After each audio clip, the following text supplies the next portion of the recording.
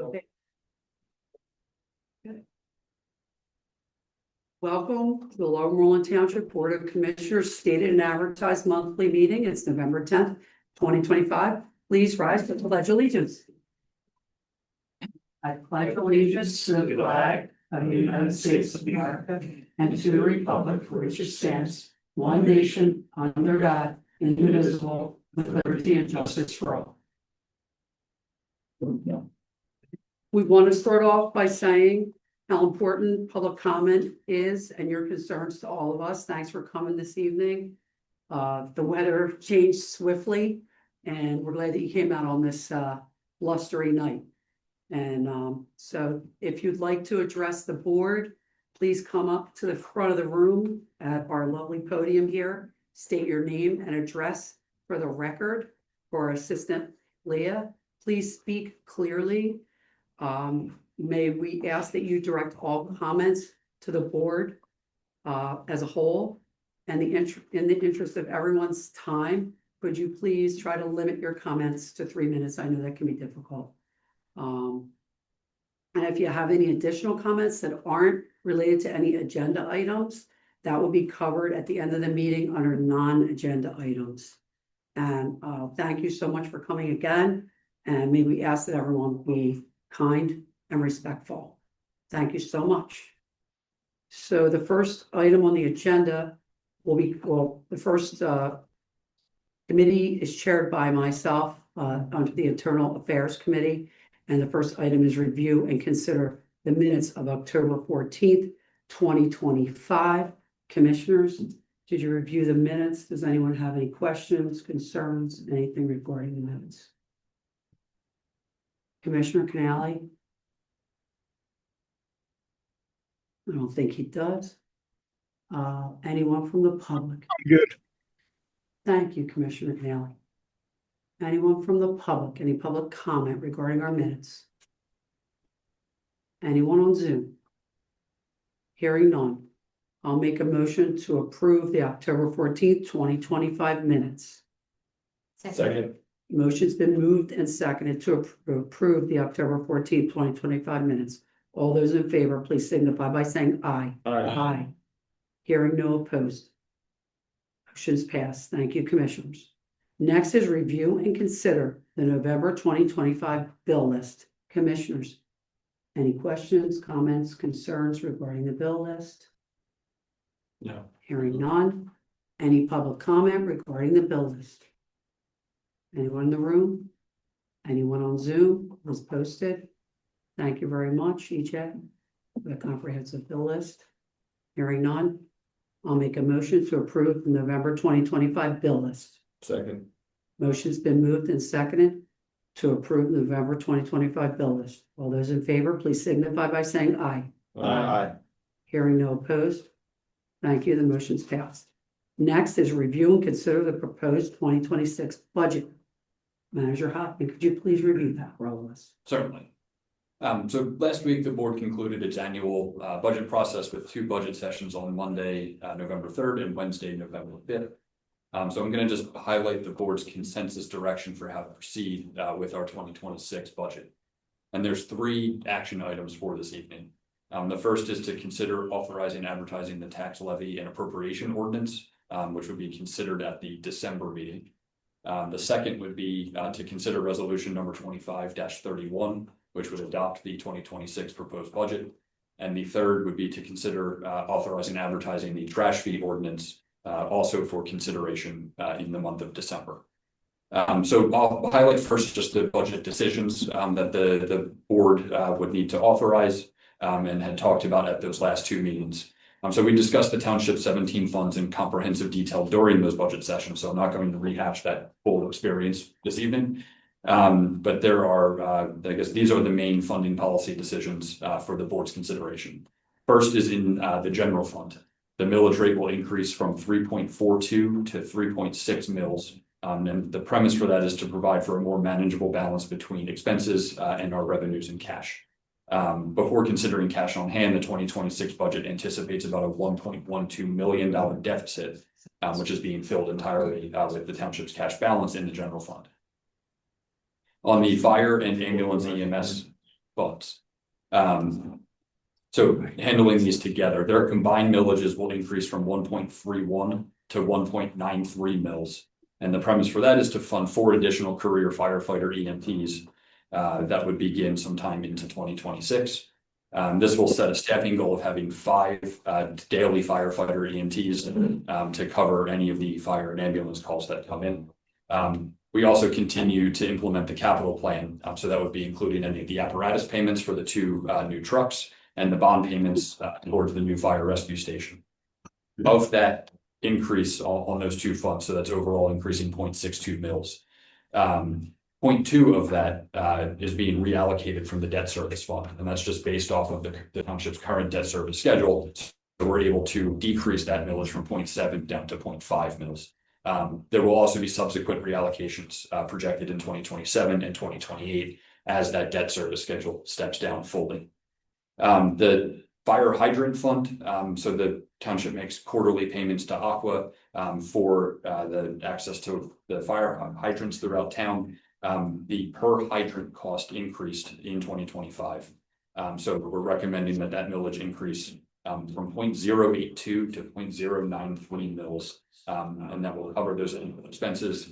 And just that small increase will be able to keep that fund at a small surplus, adequately covering those expenses through 2030, provided that Aqua doesn't again increase the hydrant fee. And then the other one is the library fund. That millage will increase from 0.477 to 0.510 mils. And that premise is to provide an additional $25,000 in the township's contribution to the Huntington Valley Library. This will cover their regular operations cost increases, things such as their salary, benefits, utilities, things that just do increase over time, as well as allowing the library to stay open on Sundays during the summer months. Library is a small but mighty operation, and being able to provide those funds will go for them. And then the last fund with a consideration there is, we've discussed this often throughout 2025. The trash fee must increase to cover the new contract cost for the service beginning January of 2026. So the board's direction was to set one trash fee that will be sufficient for the entirety of that 5-year term. So the fee necessary to do that is $570. That is an increase from $350 on the old contract. So then also just needing to touch on our other funds. So those notes covered 7 of the township 17 funds. The other 10 include sewer, parks and recreation, capital improvement traffic, just our regular capital improvement fund, parks and recreation capital, stormwater, capital improvement bond, highway aid, post-retirement medical, and unemployment compensation. And after listing out the things that we need to have increases for in 2026, that list of 10, the current funding structures for all of those are sufficient for 2026, and many of them well beyond that. Then just a couple of quick hits. The sewer and stormwater rates, they will not need to change. We can also fund several capital projects and purchases for 2026. The parks millage, that will transfer approximately $90,000 to parks capital. So allowing the board to make future decisions about any of your recreation facilities like playgrounds throughout our parks or athletic fields. All of our grant funded projects and all of the required matches associated with those are sufficiently covered through the capital traffic fund. All of the items requested by the police department and public works can be funded through capital. And we also do some interfund transfers when the specific request hits other components of our budget. So some of those may also hit parks capital, sewer, and stormwater. So there's sufficient funds to provide for all of those. The capital bond fund, which is not one that we have talked about for several years because we have not had bond proceeds for a major capital project for some time. That's the fund where all of the proceeds from the 2025 GO bonds were deposited. And for now, we're shown to cover all of the professional services expenses and then have an allocation towards the future construction for the fire rescue station. And we will continue to refine those details and bring more and more information to the board throughout 2026 as we get into that design work. And then finally, the post-retirement medical fund that will now have an annual funding source between officers making contributions as required by their collective bargaining agreement to offset future expenses for post-retirement medical benefits.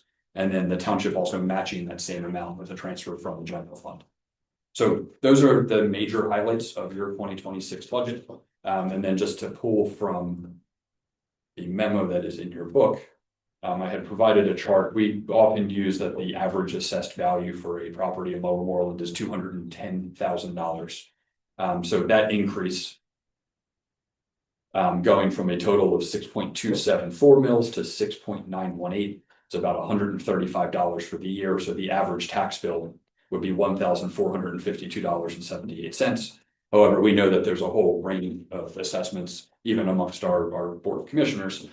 So I showed in that chart ranging from a assessed value of $175,000 all the way up to $400,000, and what the tax implications would be for those properties. So I believe that is kind of the goals that I had set for just being able to hit on those high level topics, especially because we had talked so much from those prior sessions. So I'm happy to address any questions the board may have that are outstanding. Otherwise, I would recommend going through those 3 action items individually when you are ready to do so. Thank you for that overview, Manager Hoffman. Does anyone have any questions for Manager Hoffman? No. Anyone from the public have any question, any public comment regarding this matter? Hi. Good, how are you? Okay, Speak Manager. now or forever hold your peace. This is it. Any public comment regarding what we reviewed? Adopting the 2026 budget, the trash fee. Anyone on Zoom? Okay. Okay, Manager Hoffman, so for this evening, so we have 3 motions, so I will take one at a time. First one is a motion to authorize advertising the 2026 tax levy ordinance. I'll make that motion. Second. Motion's been moved and seconded to authorize advertising the 2026 tax levy ordinance. It was moved and seconded. All those in favor, please signify by saying aye. Aye. Any opposed? Hearing none. Motion's passed. Thank you, Commissioners. Next is a motion to approve resolution number 2531, adopting the 2026 budget. Second. Motion's been moved and seconded to approve the resolution number 2531, adopting the 2026 budget. All those in favor, please signify by saying aye. Aye. Any opposed? Hearing none. Motion's passed. Thank you, Commissioners. Next is a motion to authorize advertising the trash fee ordinance, setting the fee at $570. Second. Motion's been moved and seconded to authorize advertising the trash fee ordinance, setting the fee at $570. All those in favor, please signify by saying aye. Aye. Any opposed? Hearing none. Motion's passed. Thank you, Commissioners. Okay. Next is review and consider the Verizon franchise agreement. Manager Hoffman, will you review that for us? That was done by, reviewed by Cohen Law Group. Looks like they did a really nice job for us. Sure. So I don't have too many comments to be able to fill in. But essentially the board had hired Cohen Law Group, who is the singular legal expert in dealing with both Verizon and Comcast for these franchise agreements. And so it was our Verizon agreement, which had come due. And just like the last time, Verizon insists on a 5-year term while we were able to get to 10 years with Comcast. Our attorney from Cohen Law Group, Phil Fraga, he has a comprehensive executive summary that is in your packet. So I won't get too much into the details of that, but generally it's showing that the revenue, which is just on the essentially the TV component of your cable bill, and showing all of the data that people are shifting away from that as their primary service. And so it's making it harder for this to be a sustainable revenue source for the township. But highlighting that and then just being able to get into the different eligible components of the franchise fee, expanding that slightly. I wouldn't expect that it yields any meaningful revenue, but hopefully keeps us at a baseline They've negotiated that 5-year agreement. They have the okay from Verizon to proceed with that. So the items that are in front of you this evening are to approve that agreement by resolution, which is number 25-32. It appears in your packet after that executive summary. Does anyone have any questions regarding it? It looks like they even did, they had negotiated some better arrangements for us this time than what we had before. And I was very pleased.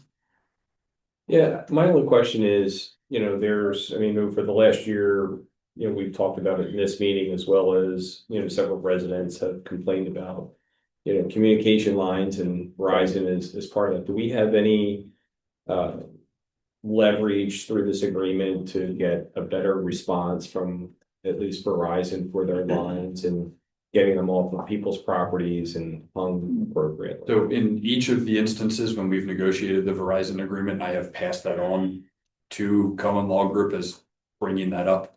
I think our challenge is that this has more to do with the provision of the service and the specific federal regulations around that compared to our right-of-way frustrations. So the answer is no. Yeah. This is a consolidated agreement too. It's not just with us. I mean, they negotiated for a lot of people at the same time. In this instance, it was just us. Oh, it's just. Previously, they would do group negotiations and there would be funding authorized through the county consortium. In this instance, it was just Philmont.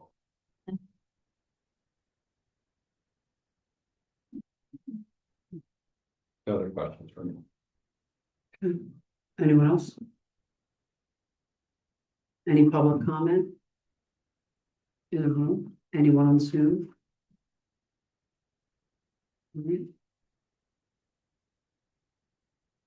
Hearing none, I will make a motion to approve resolution 2532, authorizing execution of the cable franchise agreement with Verizon.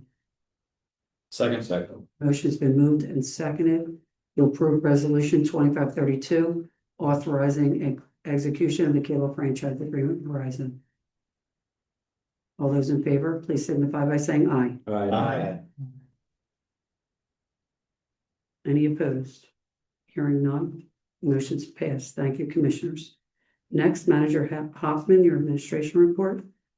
So I am hopeful that this report will be the end of my monopoly on the beginning of this meeting. So just the two items that I wanted to report on, they're both grant related. So the first is we have that local share account application in towards the acquisition cost of the A and C parcel for the fire rescue station. So we are now up against the final Commonwealth Financing Authority meeting before we would need to proceed with the acquisition. And their ability to meet and to authorize grant funds is solely based on whether or not there is a state budget. So between now and the 18th, if that happens, they intend to meet and make decisions about that round of applications that was submitted in November of 2024. If there is not a state budget, they will still meet, but they cannot make a decision. So we'll wait to see what happens on the 18th. But as we have discussed in the months building up to this, I think most recently in August, the intent would be in either scenario, the township will need to file the declaration of taking in order to proceed with the acquisition of that property. And then whatever that process will yield, if we have grant funds, I think we have some greater flexibility. If there are not grant funds, then we will kind of proceed based off of the assessed value of the property and see where the processes take us. But we are at the point now where we're into the design of the firehouse. We need to get Tim Woodrow up and going so that we can start on our stormwater design, submit our NPDES permit, and all of those things require us to be the. So we will see about that one shortly. And then kind of in that same vein, another grant that we had submitted a long time ago that we have heard nothing about is that DCNR C2P2 grant, which is the one seeking funds to place a new park building in Lower Moreland Park and also add to some of the playground equipment there. So I did hear from DCNR staff today, who I think are trying to convey some hope and would not expressly say to me that this is related to the state budget and when they will be able to make grant decisions. So she told me that the applications are in review and they hope to have an announcement in the near future. So we shall see about that one. And hopefully, there will be good news there shortly as well. So those are the two updates I have, out of my report, unless there are any other questions for me. I have a question for you, regarding the new trash contract coming into effect in January. We've talked before that the new toters are coming in December and will be distributed. I just wanted to know, what is our current communication plan? Like, what are we hoping to hit and when? And I asked just because I've been getting asked about details for it and want to make sure that I can Yes. communicate. I did not get into this because I wanted EJ to do this. All right, I will hold the floor. He's next. You can just put an arrow down to the system. Yeah. Yeah, well, yeah, my report was gonna be, but Steve's been doing most of the work. The bins have been ordered this past week, and they're expected to be delivered to residents by mid-December. Post this meeting, we were actually meeting with Blazinski early December, but prior to that, I've been keeping a compilation of different questions that have come up that we will be, messaging out to the residents. We were gonna use the e-newsletter and also post it on our homepage and try to just, get that information out. The other component was, and this was just something recently that I just thought of, that I haven't spoken with Steve about, was possibly doing like a printout of Q&A, like FAQs, and throwing it in the bin. Might get thrown out with the trash, but another way to physically get some information out to some residents who don't have access. I didn't know how feasible that was, but that was just something that I was gonna talk to Steve about, that he heard right now.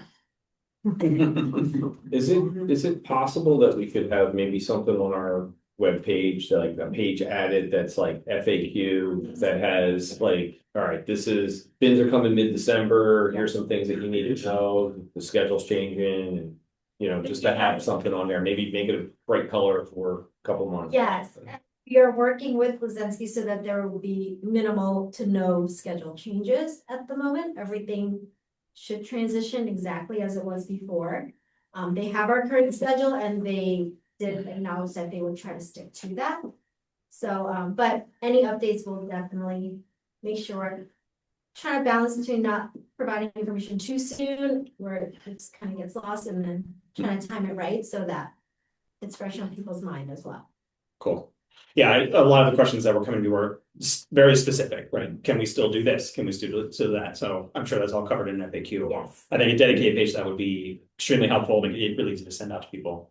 And the one thing that I will caution is some of those hyper specific questions are things that might evolve a little bit as we get more experience with the new hauler. So some of the things that people may do today are very likely not permitted under either the contract like scope that we have or under state regulations. But we know that the hauler wants to be a good steward for the contract. And particularly the employees that are doing the collection, we received so many kind words about the Republic, which was awesome to hear after we've dealt with also, I think, a similar number of complaints over the years. The thing that we just can't speak to for Blazinski at this point is, so we have to spec the contract. The spec of that, while it's changing to the automated collection, otherwise it's not dramatically different than what the manual collection was. But so the goal is just kind of, as time goes, kind of sort some of those things out, figure out what the communications are. If somebody is not putting their trash in the container. Right now, like the obligation is you would put it in one of your 6 containers. We have lots of residents that just put out bags. Republic would pick up those bags. So what is the proper communication to make sure that that person gets information to use the container correctly and best take advantage of the contract? But at the same time, I think Blazinski is going to very much want to provide the scale of service that Republic did. And we'll also develop some of those flexibilities. So that's where it's hard to sit here in November prior to the contract starting and give somebody the exact peace of mind of this is how this will work when they haven't done the first collection yet. So there will be some growing pains, but that's the kind of stuff that our staff deals with, and we'll establish the communication with Blazinski to be able to address those on a per property basis. They're going to collect a lot of good information on just the timing of their routes, the conditions that they find, so that if there is something that doesn't play out the way that a resident would hope, I think our hope internally is that we're going to be able to see, all right, maybe Republic used to take it, but I don't know that in any scenario you should just be able to have like bags that have been cut that are sitting out overflowing into the street. Right. That hopefully won't be the case for some people, but we have seen stuff like that happen. So we'll take them as they come and try to all work together to make sure that residents are maybe modifying behavior to some extent, but also Blazinski is going to try to bring a good level of service to. Cool. Is the physical newsletter a consideration too? I don't know, I can't remember when it was. Not until after January, so timing wise. It will already have started, but I don't think it hurts to have acknowledgement of what has been happening and any additional information as Chris said. As things progress, there might be new information that we can share with. It'll definitely reiterate, it won't be the primary. Yes, right. And perhaps printing out the FAQ that you were thinking and putting into that too, even if it's been a couple weeks, would be helpful for people. Yes. Cool. All right. Well, thank you. Appreciate it. Any calls you get, you can direct out to us too. I'll tell you, we get calls every day about it, so people know it's coming. And every day Kelly gets calls, and right now it's gonna be when the kids will come. Yeah. So if you have any questions, we'll try and answer them. Cool. I'll give out your number to everybody. Thanks, Steve. Thanks, CJ.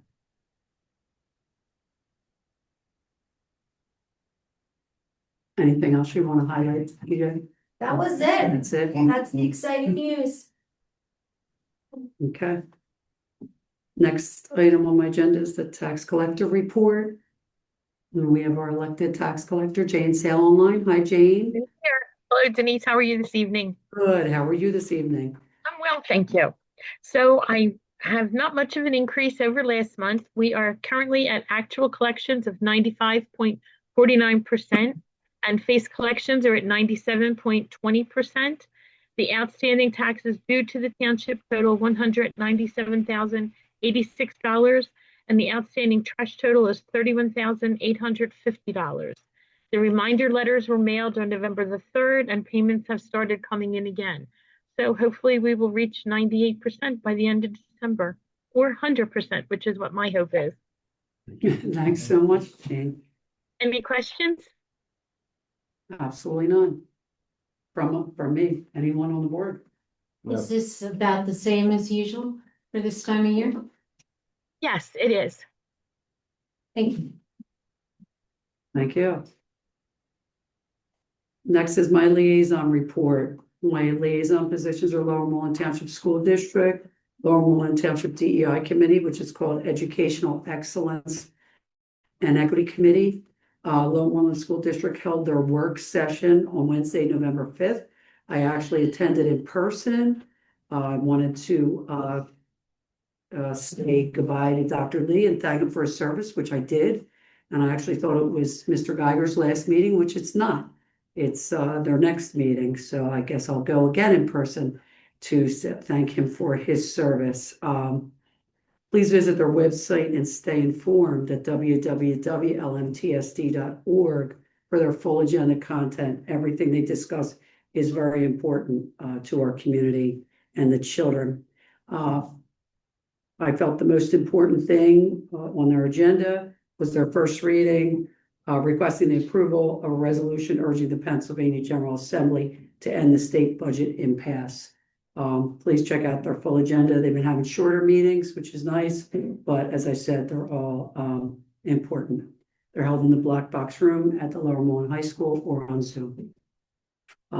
Again, under the Past Diversity Committee, new Educational Excellence and Equity Committee. At the school board meeting, they also all the work that the committee did last year, which I was a part of, on the agenda. The proposed policy was a part of the school board agenda. There's a draft proposed policy 823, educational excellence and equity. There was a first reading that was reviewed. The second reading will take place on December 16th, 2025. And that was on their agenda. I was able to speak briefly to Dr. Cole after the meeting. And he did state that if this policy is implemented, there will not be any meetings this year. So I probably will not have anything to report to anybody. That will be in place, and we'll see how everything works with regard to school and the policies and procedures. And I can send that to everybody, both of those. So finally, something positive that tied into the work also on that committee was, I know Ruth, you saw it and you shared it, was the school district was highlighted on Channel 6 World News, David Muir's segment. So that was really nice. So it was heartwarming. And it was about America Strong, about a nice young student that was crowned homecoming king. And it was about acceptance, inclusion, and capture the spirit of kindness and community. So I just wanted to, that was really nice about Lower Moreland, our community. It was about school, community, and our town. So it was really nice. Yesterday, just to let everybody know, I did attend the First Baptist Church where I read the resolution last month. And for their 125 year anniversary, it was really a wonderful service and tribute to Dr. Pastor Petty. And that was beautiful. So next is Lower Moreland Township community events. I reported on the open house, which was very nicely attended despite the weather, and Fire Prevention Day last month. And in October, we had a drive-through trunk or treat, which was very nicely attended. It was an amazing event for families and all the participants. We had a wonderful time. And I want to thank all of you, Board of Commissioners and our Assistant Leah. Thank you for all your support. The families had a great time. And we collected a large amount of food for the police department. So everyone had a great time at that event. Next is our Lower Moreland's Battle of the Badges Toy Drive. So that will be on December 6th from 11 to 2. So we're all coming together, Lower Moreland Township Police Department, Federal Mill Fire Rescue, which was HB Fire Company, Brenathan, and Lower Moreland Township. We're merging together to provide toys for the kids this season. It'll take place at the Huntington Valley Firehouse. Please donate new unwrapped toys. All toys will be donated to Montgomery County Department of Health and Human Services. It's already been shared. And then in January, Leah has also shared this. It's our Stormwater Basics for homeowners. And that'll take place on January 21st at the Huntington Valley Library, 6:30 to 7:30. And Leah and I have already worked together, and all of our events are planned for 2026.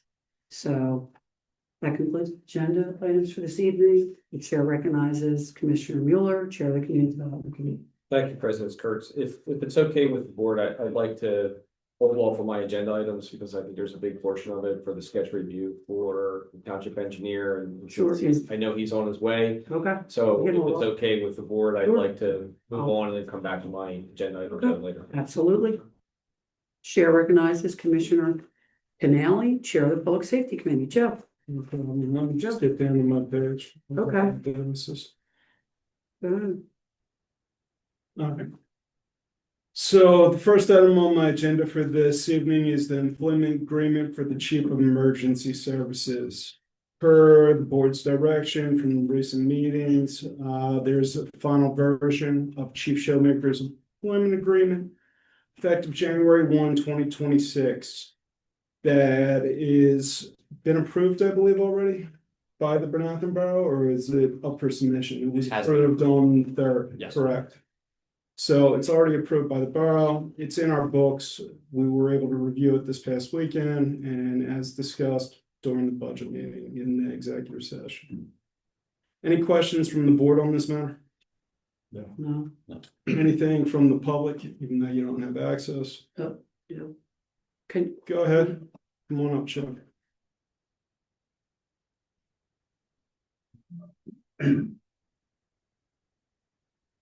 Chuck McDade, Dale Road. Is this still a 75-25% agreement? No, it's a 90-10.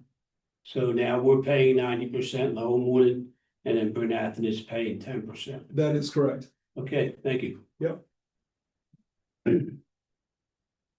Any other questions from the public? No, I'd like to make a motion to approve the Chief of Emergency Services employment agreement as described. Second. motion's been moved and seconded to approve the Chief of Emergency Services employment agreement as described. All those in favor, please signify by saying aye. Aye. Any opposed? The ayes have it. Thank you, Commissioners. Motion's passed.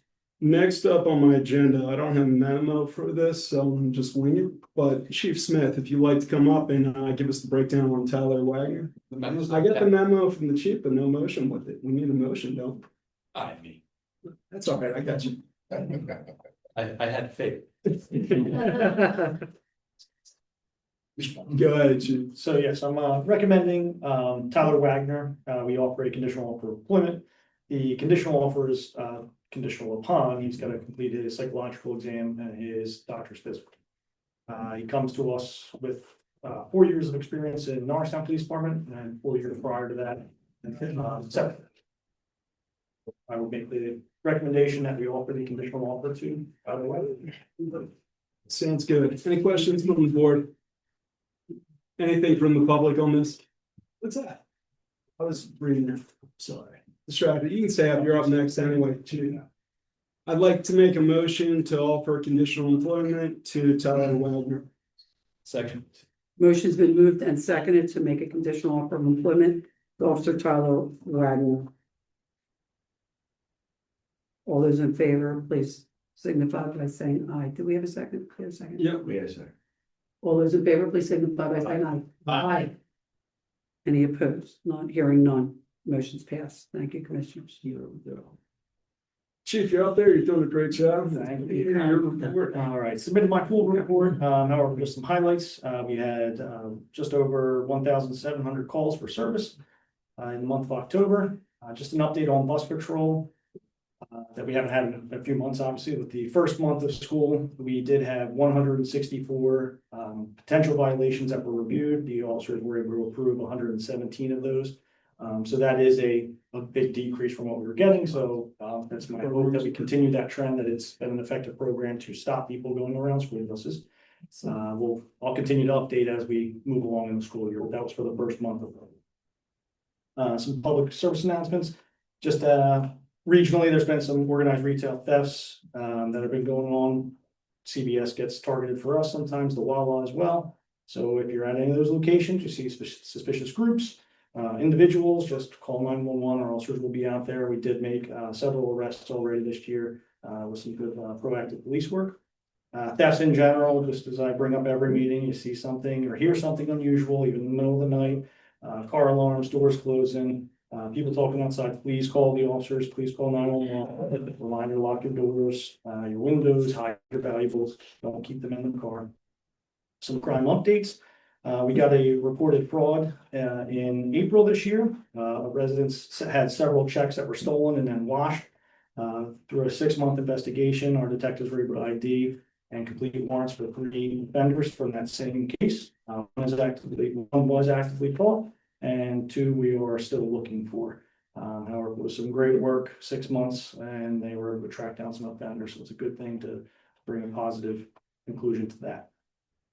Our public service, we did partner with the county on the trail safety blitz. So they had several members of Montgomery County out at the Welsh Road Trailhead on October 18th.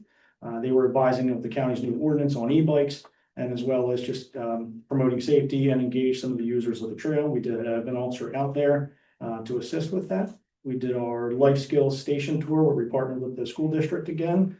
That was on October 24th. So we had a group of life skills students from the schools out, and they got a full tour of the police department, and they got stuffed Kermit or stuffed Thor. So they were all very happy about that at the end. We also partnered with the high school on an intruder drill and a scenario-based training in there for the employees as well as some of the officers. And we also did that with St. Albert's. We completed an active shooter training with their staff on one of their off days. And as Commissioner KURITZ mentioned, we did partner with the open house and their trunk or treat, which were both some great events. Upcoming for us, this one's a little way out, but will be on our social media. We are partnering with Representative Gent's office for a shredding event at Lower Moreland High School. That will be in May of 2026. It'll be from 10 a.m. to 12 p.m. So bring all your sensitive documents. There's also a part of that that's going to be e-waste that they're going to help people dispose of as well. And it'll be going as those full 2 hours unless the truck gets filled early hours. So but it'll be a good event to get rid of some sensitive documents for them. Chief, I've been getting questions on the bus tickets. Are they actually coming from LMPD or are they coming through the third-party service? Through the third-party service, and it's a civil violation at first, and there is a way they can fight the citation at first, or fight the violation at first. That's handled without the police department. If they're unsatisfied with how that goes, they would then bring it to district court and would come into town. We have very few of those that have come through. Generally, it's been worked out where they pay the violation since it's a civil penalty. Yeah, one of the residents.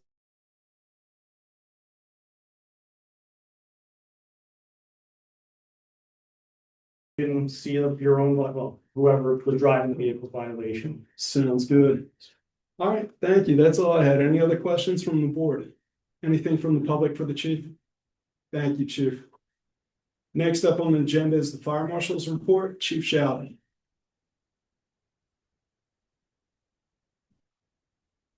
Good morning, or good evening, Commissioner. Just a couple of things to go over real quick. A lot of emergency management stuff was done this month. I want to thank the chief for his help and also our deputy director of emergency management, Rich Worthington. They did the active shooter and active intruder of the World of Animals. We also reviewed the incident action plan for St. Albert's and also did an active intruder drill at the school. It was a great success. There'll be future programs with both those individuals in the coming months. I was asked to attend Detective Justin Brommer's lockdown drill at the Lower Moreland High School. We had a few communications issues with the radios with the building itself, so we're looking into that. And I wanted to thank Public Works, Police, and Emergency Management. They got together for activating the floodgates. Right now, it'll be the police department. We'll activate the gates, but the communication will come from the police, and other township staff may assist them. We do have keys for that, and we did have some training on it. If you look at my notes, you'll see a lot of talk about 3103 Philmont Avenue. This has been a busy month for us with that building. It's a large building. We've got some new tenants going in there, and unfortunately, we found some stuff done without permits. Code enforcement working with Jill and Ted and working with the new building owner. We are working the problems out. We're getting permits. We're getting the new tenants in. A little bit of a communication problem, and some of the tenants had gotten a plumber and an electrician that just weren't up to snuff. So we're making progress with that. New director for Huntington Valley Skilled Nursing, just met her this past month. We'll be doing their incident action plan and reviewing their staff. And just a couple things on the hazmat end. We had a busy month for hazardous materials team, very responding with them.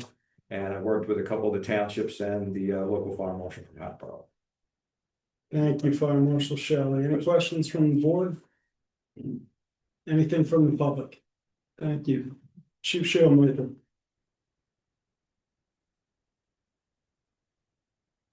All right, good evening, everyone. My joint report has been submitted to both the borough and the township manager.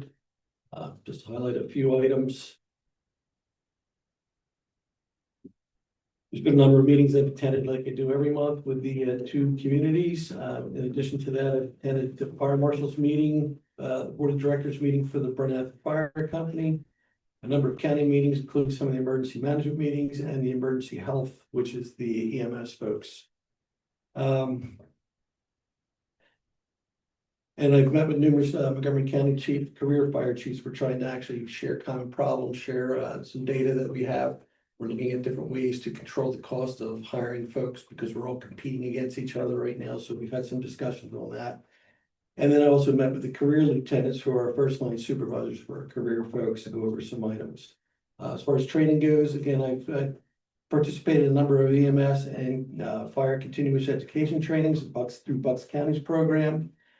We've held a joint training meeting between the two station training officers to set up a 26 or refine our 2026 schedule. I think we now have that in place and we should be good to go with that.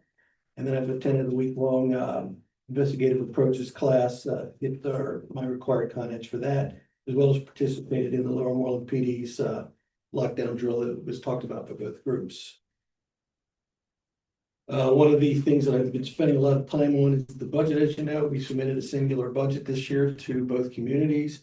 I presented my first to the Burnett Borough Council. which they approved, and then secondly to this board as well, as you're aware of. We conducted a site visit out to a fire station, Upper Providence Fire Station in Montgomery County, with our work group for the new fire station, as well as the architect, the project manager. We went over what their building is. It's kind of close to what we're looking for. We're kind of building what we're looking to do off of that. In fact, I had a 6-hour meeting today with the two groups, project manager and the architectural firm, to start scoping out the room sizes and so forth. And we're well underway with that. Also, during the month, the new fire engine went online in October. As of today, I received pictures and we have the body section of it's been in paint. We're expecting that to be completed at the factory the midpoint of December. And I've been working with EJ about the finances on that. She's all set to go for that. Once it's done there, it'll go out to the Glick facility at Lancaster, like the tower did, to do the final installation of some of the equipment through the contract. And then we're expecting to see that probably mid-January. As far as some of our response statistics, for the Huntington Valley Fire Company, or the Station 19 station that we have over here, for the month of October, we made a benchmark that we've established 30% of the time. For the Bernathen station, for the month of October, our average response times were 5 minutes and 56 seconds, with an average of 3.38 personnel on the apparatus. We met that 62% of the time. However, I didn't give you that final step because as we came to build out the new report that was asked about for the types of calls we're responding to and everything, we have a data point that wasn't pulling correctly. But if you look in your information I provided you, where, remember I talked about the budget, said we were responding 100% of the time. Found out that 100% was meeting the response time 100% of the time. We're trying to grab the personnel now and give you the full picture of what the percentage is. I feel it's somewhere in the 86% for the month, but I don't have that data point pulling correctly, so we're trying to get that fixed by the vendor. And once we have that, we'll be able to be more accurate in our reporting for that portion of it. Fire calls of interest on 10/8 at 3:28 in the morning. We were out to the Asplin Field House, which is a large multi-gymnasium facility right behind the Borough Hall. On arrival there, we get dispatched for alarm. The fire engine that was first out was our paid crew. They got there within about 30 seconds and then had an active fire in the building. The fire was contained by the sprinkler system and then final extinguishment by the engine company, and our volunteers then backed up that as well. So we did have a loss there. Turned out to be a small refrigerator that was in an office that ignited. Some combustibles over the top of it went, and it rolled up into the sprinkler system, activated and did its job. Contained it to that area of that office with some water damage. Without that, Bob came up and assisted him on the fire investigation on that as well. So getting into the call volumes for the emergency medical calls. In Bernathen Borough, we had 10 for the month.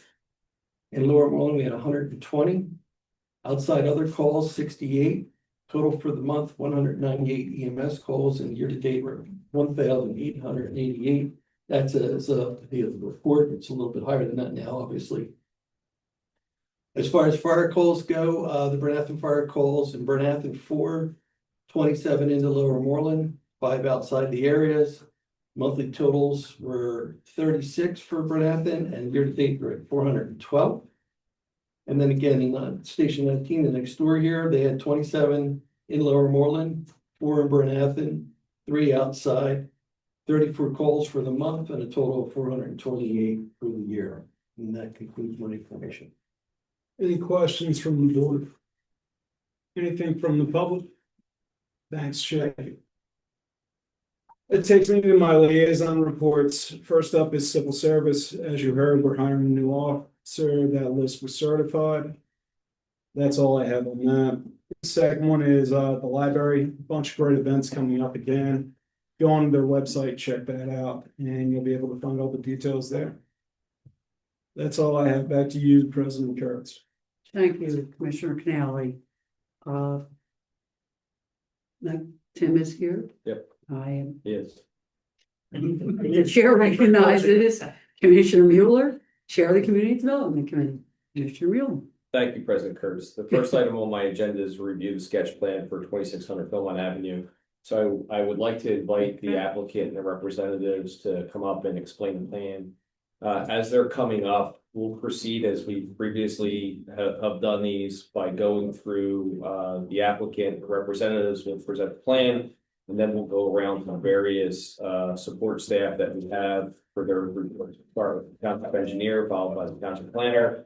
And then, the fire marshal will give their reports.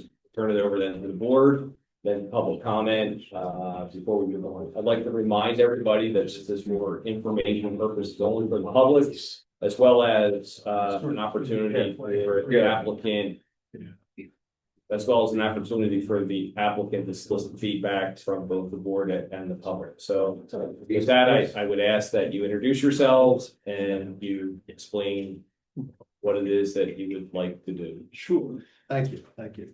I'm Michael Mattioni, I'm an attorney. I represent 2600 Philmont Avenue Acquisition LLC. They own the property. Manny Mathai is the principal, he's in the audience. I have John A.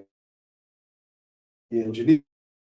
Brian LaFarge is the economist, Pete Spivak is the track here, and architect over here, Caroline Pena.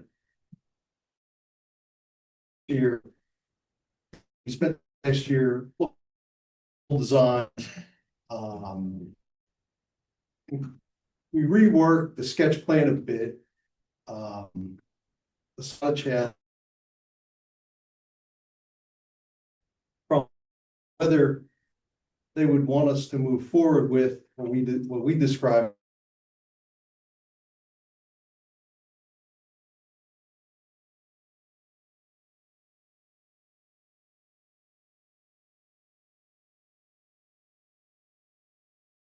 There.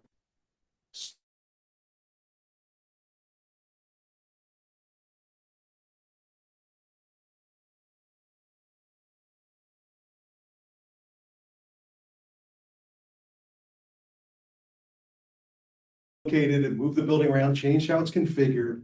We have just it had been up against the property line. We moved it back off the property line, widened some of the roadways, a bunch of other things, just to change it up some. But the problem that we have is, since it's not a permitted use in the this zoning district, we're working off of, well, there's another similar senior living facility that's permitted in a different zoning district. So we took that as a basis for what we did. Now, my client also, I just want to say, he's experienced in home healthcare, home staffing, and in Bristol Borough, he's just completing now a senior living community called Angel Star, and it's about to open after many years in development. So he believes, based on his experience in the home healthcare business, that there's a strong demand for this type of housing. Our economist has also reviewed that and said, listen, there's a strong demand for this type of housing. So this proposal, and it's just a proposal we came up with, so we'd have something to present to the board of what it could look like. Until there's an ordinance that says this is permitted, we can't really say this is what we do. It's almost like a placeholder. If the board, last year they said, listen, we think this is something, you guys said, we think this is something we might want to see. So we took the comments from the planning commission, took the comments from you guys, came up with a little bit different plan, relocated where the building is, but it sort of falls into what would be permitted if this were in the MUREB zoning district, a totally different zoning district. This proposal has 195 beds. It's almost like an arbitrary number, but we just wanted you to see what we could build here, something we could possibly do if there would be the will to have a text amendment to allow something. And then what we would do is work out with the staff what the particulars of an ordinance might be if you said, hey, we'd like to see this happen. So we're just asking, is there the will to make a text amendment that would allow this? It's not a lot different from what I understand that happened with Crescent Fields, because that was not a permitted use. When they came in and you guys adopted an ordinance that allowed them to move forward. This kind of facility would have, right now, it's proposed 195 beds, broken down between independent living, assisted living, memory care, personal care. The type of amenities you would have in a first class facility, like a gym, a theater, an event room. a small dining facility, a central dining facility, teaching and development rooms. Yeah, and part of the reason this came about is the owner looked at it and couldn't find anything in the BOI zoning district that really would work right now in this present business climate. So, yeah, he looked at the purposes of the BOI zoning district to encourage a reuse of land in a manner compatible with surrounding business uses. And there's two major intersections here. This is one major intersection, two major thoroughfares. This is compatible based upon our land use people that we've talked to. You know, you got some businesses around it, other things that would be complementary to this use if we were to move forward with it. We've looked at all different alternatives, smaller footprints, taller buildings, different sized buildings. But not having an actual ordinance that says this is what you can do, it's a little bit difficult to come up with something specific, but we came up with a plan that's based upon the senior living facility that's permitted in different parts of the township. Obviously, if we can work out some particulars, if you guys want to move forward, we could work out things like parking and number of beds, size of the facility, et cetera. There's a couple things I think that are also important to consider. And our engineer has looked at stormwater management, because this is an old project, there really is none here. And he's come up with at least a plan that shows that you can make stormwater management work here, and it would vastly improve the site, at least in terms of stormwater management, because you know, it's a 40-year-old building, so there isn't any, or 50, or I don't even exactly how old it is. An older building, so there's none of that here. We believe that a full development of this partially developed site would not overburden the township. It wouldn't add anybody to the school district. We've done economic studies as to how much income it would create tax revenue wise for both the township and the school district. Yeah, it's an interesting zoning class, the BOI, because there's only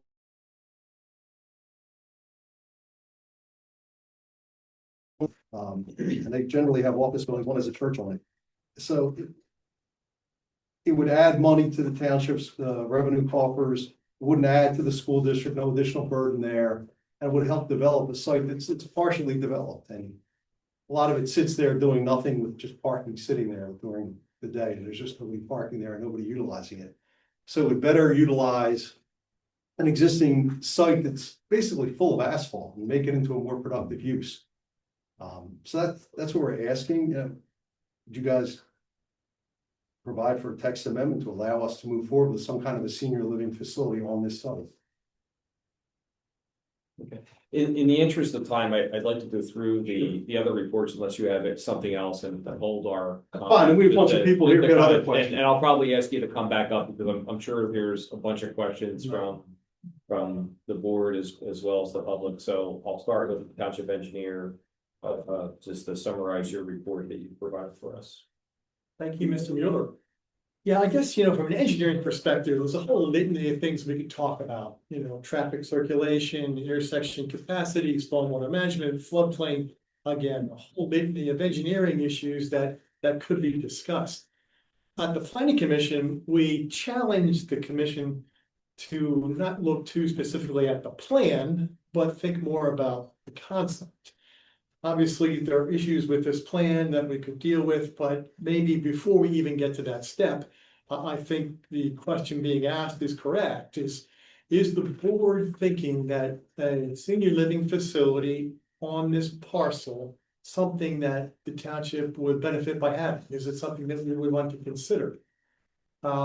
Is the use too intense for the property? I think some planning commission members were concerned that, with the office building, with the existing parking, that was a sufficient amount of building space, parking space, that the property is now kind of developed. Or do we think that maybe there is an opportunity to put another building on the property? Is that something that we can consider? If we get past that, is there enough room on the property for another building? How much room? Is it 195 beds or is it 50 beds? Or, is it a 2-story building or is it a 5-story building? I think we can kind of get to those conversations if the board were willing to listen to this opportunity. The next step would be to come up with a text amendment to the ordinance that would define all of those things that would be of concern to the board. But I think tonight, really nothing more other than I think a question of you guys as to whether this kind of use at this property makes any sense to us as community planners. And if I think that summarizes what we're requesting really well. The size of the building, I mean, that can change, the number of beds, that can change.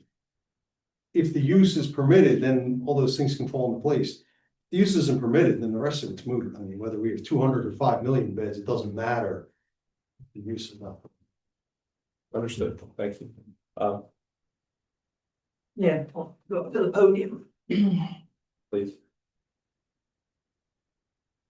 So Tim did a really nice job in summarizing where we are, and within your packet or your book, you have review comments from Tim, myself, from the township traffic engineer, from the code office, and that was really all based upon this sketch, right? This building, and so during the planning commission meeting, it was recognized that the use was not permitted within the BOI zone, right? So all of these review comments really don't apply. And as Tim said, it's really about, is the township willing to move the concept forward through a text amendment process, right? So I'm not going to go through my review comments, right? Because my first comment is the use allowed? And right, so it kind of ends right there.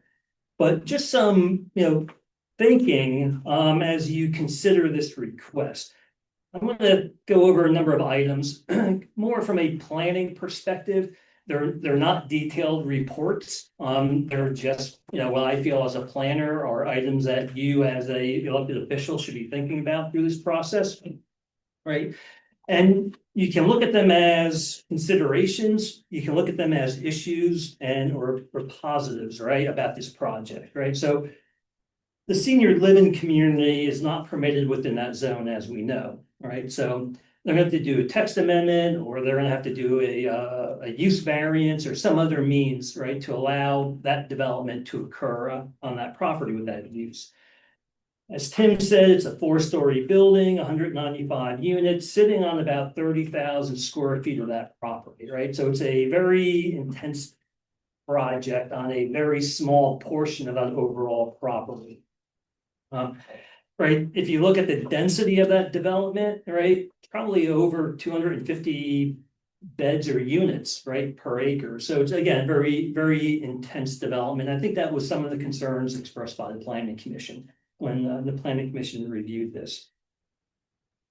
There was discussion during the planning commission that the existing senior facilities or housing developments in the township, there are units still available, right? So the need for senior housing is not 100% absorbed within the market within Lower Moreland, right? So that was some discussion back and forth.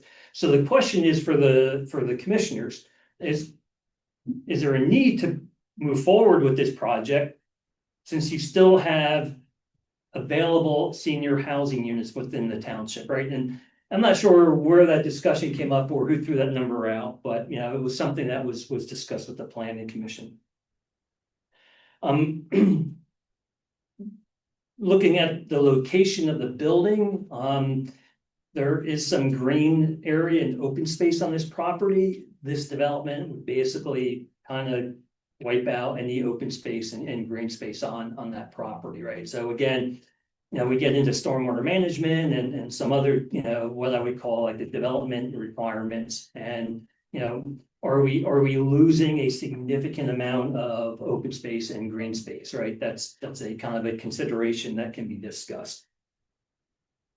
There's a reduction in the overall parking for the office building, right? Will that lead to leasing constraints in the future, right? If we don't have sufficient parking for the office building, I'm sure they're going to meet the minimum requirements for the office building. But again, right, we're reducing the overall parking for the office building. Is that going to create any issues for future leasing potential? we heard tonight about, you know, ambulance calls and the response times and everything else and, you know, hiring additional people and so forth.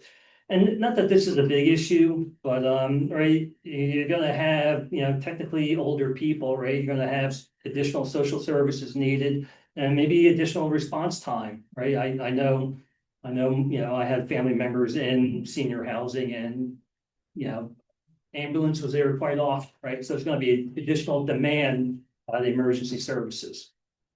And then we talk about, right, senior housing does not create additional students in the district, right? And that's a big topic that we hear all the time with development.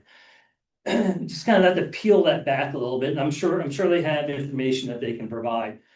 So if the units are going to be reserved or occupied by Lower Moreland Township residents, right? That means that they're selling their single family home. Typically, you know, what you find is people who can afford single family homes, I think the average age now is 40 years old, right? So you're in that family formation period. So, right, people moving out of their single family home into a senior facility, although the senior facility isn't contributing to new students, right, to the district. People buying the home that they're moving out of, right? They may, again, have a, you know, it might be a young couple, either with kids or without kids, right? But the potential is there for some additional students attending the school district, right? So, all right, is this good or bad, right? That's for the commissioners to decide.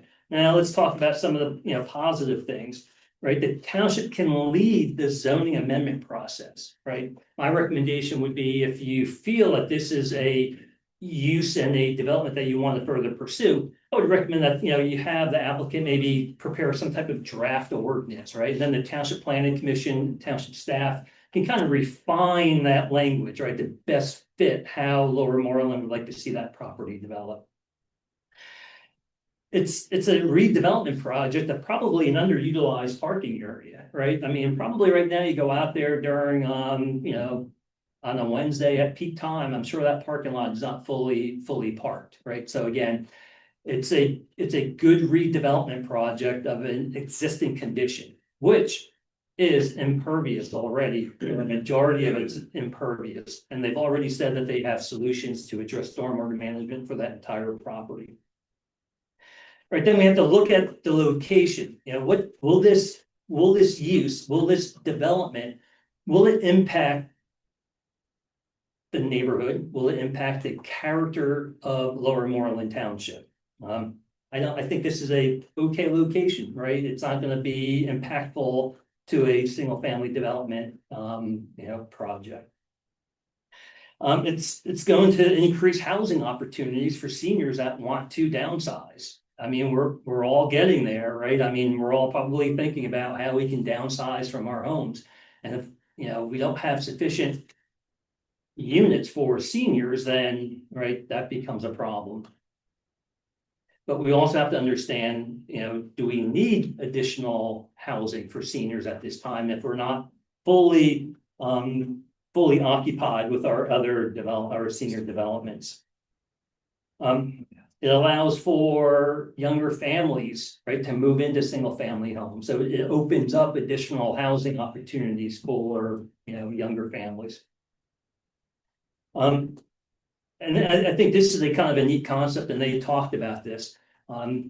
So it's an opportunity to take a look at that office building and maybe rethink it, reimagine, redevelop it to allow some uses that can complement, right, the senior facility, right? There might be, you know, not sure what commercial uses might be involved in that building right now, but, you know, you have opportunities for maybe a pharmacy, maybe a doctor's office, maybe a beauty salon, whatever the case may be, right? I mean, whatever we can determine to be accessory or uses that can you know, the seniors can benefit from, right? Good opportunities for the township to kind of get kind of ahead of the curve, right? Be kind of a trendsetter.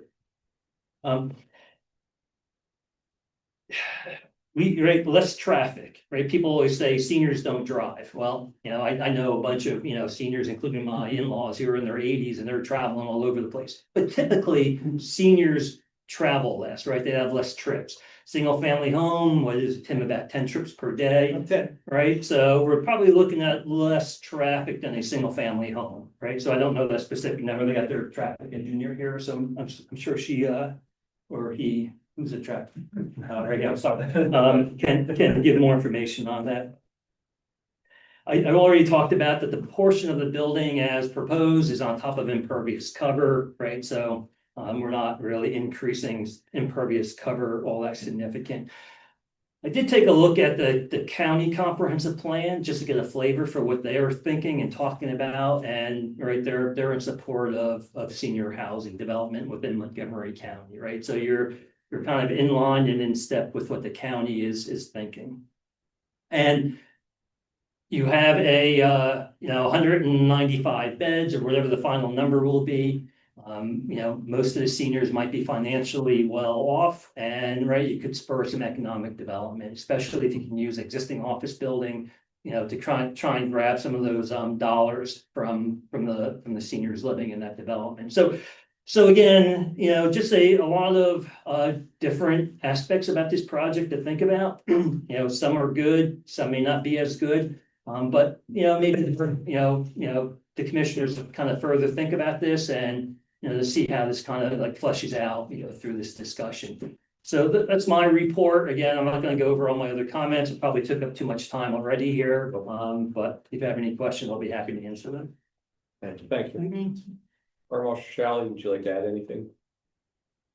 Is this a new sketch plan then? The old one? We haven't even seen this yet, so I'd have to review this and look at it as well, just to see what changes were made for my memo. Okay.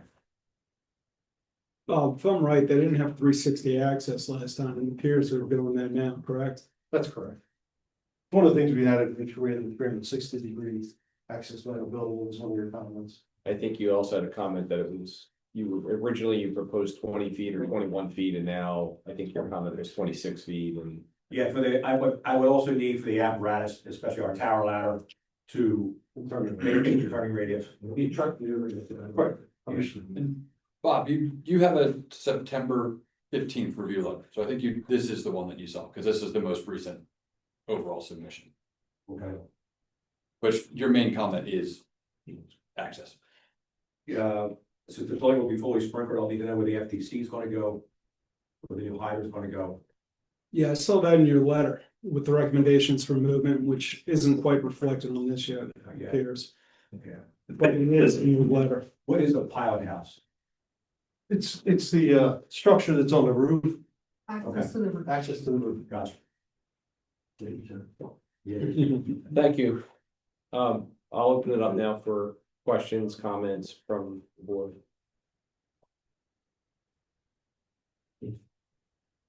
Okay, I'll start.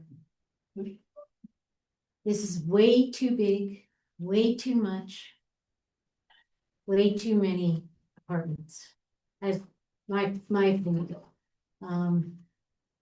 If you're thinking about a different use for the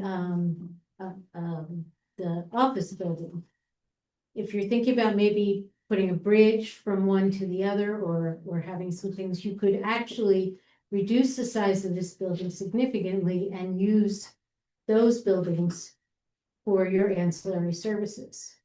Also, I think it would severely impact our township if there were 195 additional senior apartments. We're having trouble managing the ones we have now. And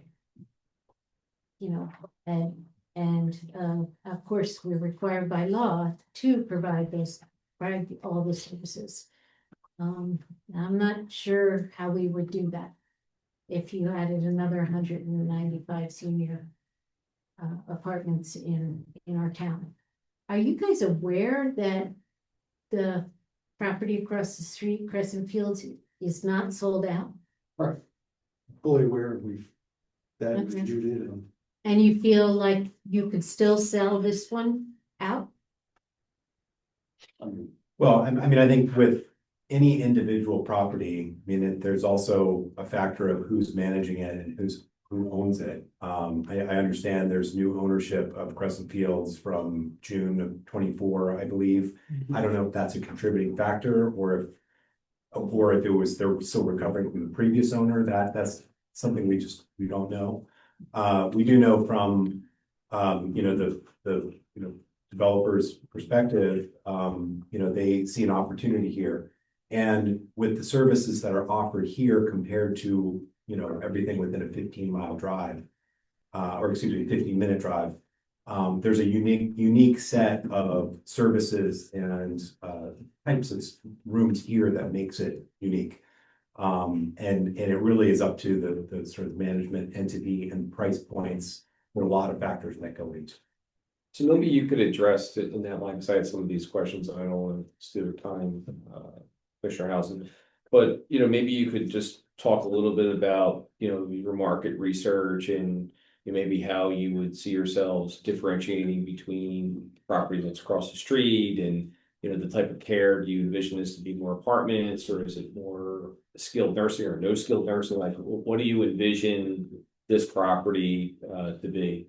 Well, it really based on what the preliminary, you know, framework plan was in terms of the distribution of independent living, assisted living, memory care, where this this property would have a mix of those. I believe in, and I would have to sort of defer to, you know, the experts of, you know, how can you sort of adjust that depending on need? If there's more of a demand for a certain type of unit, can you sort of adjust that over time? But I do think, based on our market research of other senior facilities, this one is unique in its plan to have that mix of various types of units, where others might emphasize more independent living or assisted living or memory care. So that's sort of this differentiator that we saw compared to other properties. And Maynard, did you have anything further you wanted to add? Because you're the developer and you're the one who is making the investment, and you would talk to me about your breakdown of beds with the largest number being assisted living, and having independent living, memory care, and personal care as well. Hello, everyone. Yeah, my name is Manny. So this is my second one. I'm sorry, you're gonna have. to Yes, this speak is my louder. second assisted living that I am making. Mhm. The one thing I guarantee you, the care for the patient or care for the living, whoever live there, that's very unique. They will be happy. Because I'm 25 years, I'm in healthcare. I have thousands and thousands of people work through, and we took thousands of shifts. We service nursing home, our company, nursing home, assisted living and everything. I'm also a therapist myself. So I'm a developer also. And in our passion for care for other people, because we are private, I'm myself. I don't have no partners or anything like that. So I make sure whoever live there, they will be happy. That is our first thing in the market. That's not just a money-making business. This is what I do last 25 years. So I can see myself, whatever I do, I am committed to this public. Of course, I make money too, but that's not one of the things that I do. This is a guarantee that, because I don't have to answer to anybody. What kind of decision that we make in healthcare, that's what I'm answerable. Okay. Thank you. I got a bunch of Ruth, questions. were you done? Why don't we move on, and I think other people will have the same questions. So what was the size of the initial concept you guys laid out? I think that was around 130, 140 square, Yeah, 130, 140,000 square. it was. So you've come down, let's say 30, 40,000 square feet Yeah. off that Yes. initial design. And We I'm moved guessing, it back off the property. yeah, which shortened the whole building, shortened the overall square footage. Bed count right now is about 195 Right. on this. And you're saying you're gonna be doing the mixed use, and I'm assuming it's transitional, similar to Crescent Fields. You want people getting in there when they're assisted, or I mean independent, moving up to assisted, and then full nursing care if needed. You're probably gonna break that down by floors, is that correct? It'd be up to management. Yes. All right, There's that makes wings, sense. there's certain wings, yes. So with that being said, right now, I understand your concern immensely. The lot's overdeveloped as is, it's all impervious coverage. With that being said, what are the economic numbers that you're projecting for the township on this with tax revenues going to the school and the township?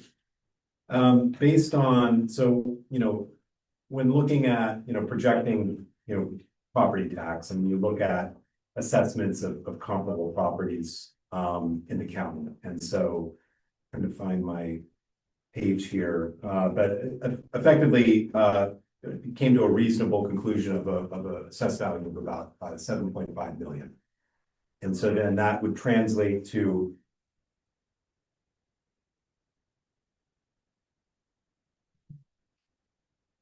on the page. Sorry. Yeah, what's Crescent Fields at? It's 8.5? I thought it was way higher. I thought it was 20. That's, I believe it is.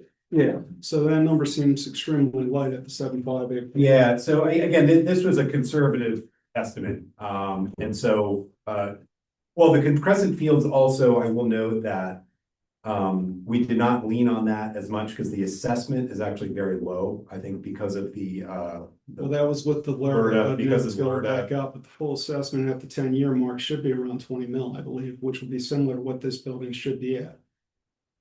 Okay, so, okay, then, if that, again, we did this about a year ago, and so if that information is available, we could update this. I mean, basically looking at assessed values of other newer senior properties, was about, 50,000 to about, or $50 to $80 per square foot in assessed value. Gotcha. Bob, what's the bed count on Crescent Fields? Isn't that right around 220, 226? There's a bed. I should look that up, but it's somewhere. So similar size It's plus. a lower end on memory care, more on assisted and independent. Yep. Mhm. All right, so similar size project. Just want to make sure my scope was correct. What I'm saying is. Mhm. Go ahead. Yeah, and so then with real estate taxes, based on that assessment, that sort of, sort of conservative assessed value conclusion, the school district, based on 2025 millage, 312,000 a year, municipality, the township, about 47,000, and the county 39,000 a year. Did you say 47,000? Yeah. In I'm township. sorry, I couldn't. Yeah, Real estate tax. real estate That's tax, based on 7.5. based on the 7.5. Yeah, it should be probably 3x that. 3 times, Yeah. sorry. Yeah, it's what we're looking at for the rough, because Ruth, like you, No, I'm no, concerned no. about the EMS services and whether or not this project will actually pay for the additional person. If we look at the call volume coming out of Crescent Fields, we're at about 20 calls per month over there. We're talking 240 calls per year, roughly, based on that 20 number. Average reimbursement's 500 a call. So doing the math on that, that gives you what's left over plus tax base. We're not even covering the EMS right now. So we got to figure out something else on that to offset that cost. Now, it's going to be a decrease in services needed for police, trash, because they're all going to be paying their own private hauler. But that's how I'm viewing it in my head to balance it. One of the key topics brought up was the not being able to fill Crescent Fields. Mhm. Right now, with our aging population and increase in healthcare, the prediction when I'm looking at the markets going forward is we're gonna have people living longer and longer. Our average age life expectancy is increasing every year. Therefore, they're right with what they're saying. There is gonna be economic demand for this, and we're gonna need to fund that more. The way that I'm looking at this project is the seniors that are maxing out on their home where they're getting different property taxes, everything else. This may be a viable transition for them into a community like this, Crescent Fields or so on. And that way we get to retain them within our community. No matter what, they're going to be moving out of their home and they're going to be going into either other communities that offer these services, or family members, whatever that may be. And those houses are going to transition to the younger families coming in with the kids and everything else. There's no way we're going to be able to stop that or control that by preventing this. All this is allowing us to do is catch those residents and retain them within our community. Is the way that I'm viewing this. With that being said, I agree with you. Size seems huge still. We got to work on torquing that a little bit to make sure you get the beds you need to make it financially viable while still maintaining the stormwater management and everything else that we need here. Overall, I'm in favor of a project like this, just not quite to the size that they have right there without the proper stormwater management in place. That's what I'm coming up with logic-wise on this. And the economics, Chris, did you ever get that number? I failed at looking through the file. That's all right, we'll pull it later, but yeah, I'm with you, I think it's closer to that 20 mark, which would be 3x, but we can break into that later. That's all I really have right now. I wanted to build a little bit more on water flooding, and I think maybe Chief Shelbecker might be the best person to comment on this, but can you just talk about when we get a sizable storm, when we have to shut down this intersection due to that water, how does it currently impact this property? Currently impacts us by access. Our mutual aid department's responding from across down the hill and Philmont from both directions. When we flood out that intersection, we have limited access by Red Line Road only. Okay, does water pool on this property, and is it affected directly by Building hasn't been affected, it's just access to the buildings. Okay, so that would, it would impede if in an event like that, it would make it difficult to get in there if people in that facility need to be exported or taken out. Correct. Now, Yeah. the particular plot that they're looking to develop is on a higher section of the property. But that does not negate our ability to access the property with an emergency services vehicle. Right. So strictly for Red Line Road, what would you say would be our only access point? And that's where our gates come down. And that's the same with Crescent Fields on the other side. We're cut off completely on that side. So this would actually be a little bit better on this side because our resources are on this side. Right. True. But then that would add extra pressure in those events, right? I mean, as we know, like in a really critical area where there's the most damage from these sort of flooding events, to have two large facilities that would need, potentially special Really attention. adds to the stress level. All Yeah, that. well, sure, yeah. So do the people that drive through the winter, they should. I think for me, the other thing I think about too is just the proximity to the schools, right? So currently, right, this property is I imagine relatively quiet throughout the day when school's in, and it's also blocked by the current green space, open space, the trees that are on the back lot. Commissioner Kelly, you said Crescent Fields has on average 20 EMS calls per month, but those calls, our ambulance crews go right down Red Line Road. We're coming through the high school, so it would be still increasing that by about 20. So we're looking at less than one per day. but then do we know what sort of average like car traffic is in that facility? Like people coming to visit loved ones, other physicians or other things, people coming into that property? So the bad thing with that is the nursing homes, they typically are after hours at 5 o'clock, and the visitor count on the senior population, if you look at all the statistics, is dropping rapidly. The family members place them there and don't visit them that often. It's not like every day you're having somebody in there. That's the very rare patient that gets that, unfortunately. Okay, because I did know there were a number of comments about parking and That's my concern with this point. possibility of getting enough. I mean, I know this is a final by any stretch, but based off of current size and are we at a number where we can hit number of parking spaces that we need and have access that we need access, or is that not feasible in this current plan, but it needs to change? I don't know if that's Dan or Frank. If you Well, we also have our traffic engineer here, and we do meet, depending on what ordinance you look at, we meet parking requirements. For both buildings, yes. With that Because current we plan, add- it's compatible with what our current zone is. Correct. We have 263 spaces, and depending upon the number of beds and the size of the building, because we add parking to this, we have 263 spaces and 200, I'm sorry, we have 200, we have 263 spaces, 262 would be required.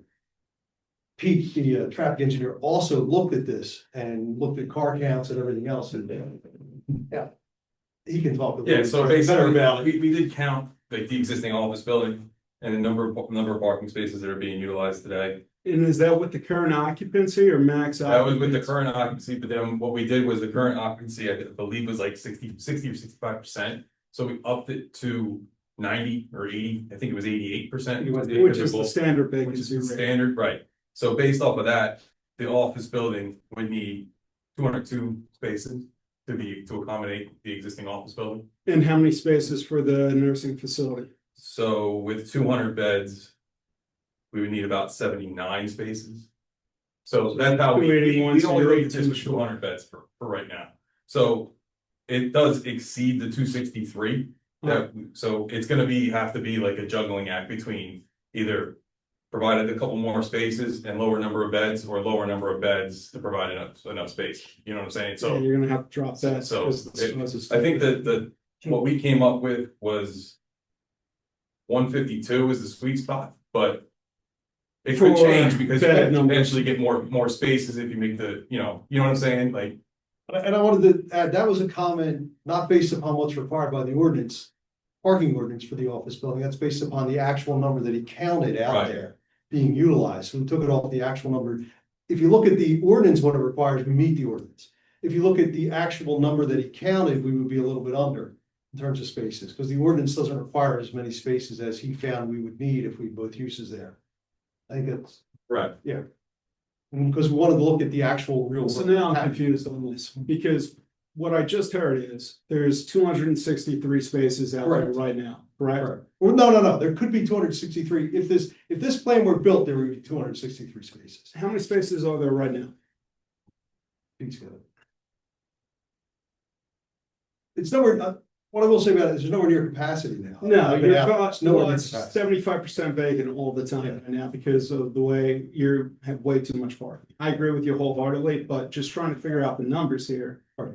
So I actually don't have the number of actual parking spaces that are out there. So currently, the day we counted, the couple days we counted, 133 spaces, 138 spaces were occupied. That's based on a 60% occupancy. So if you grow it by 28%, you're now at 202. That you would need to provide for that full occupancy of the office building. And what's that plan reflecting right there? How many spots are I on think there's that? 263 on that.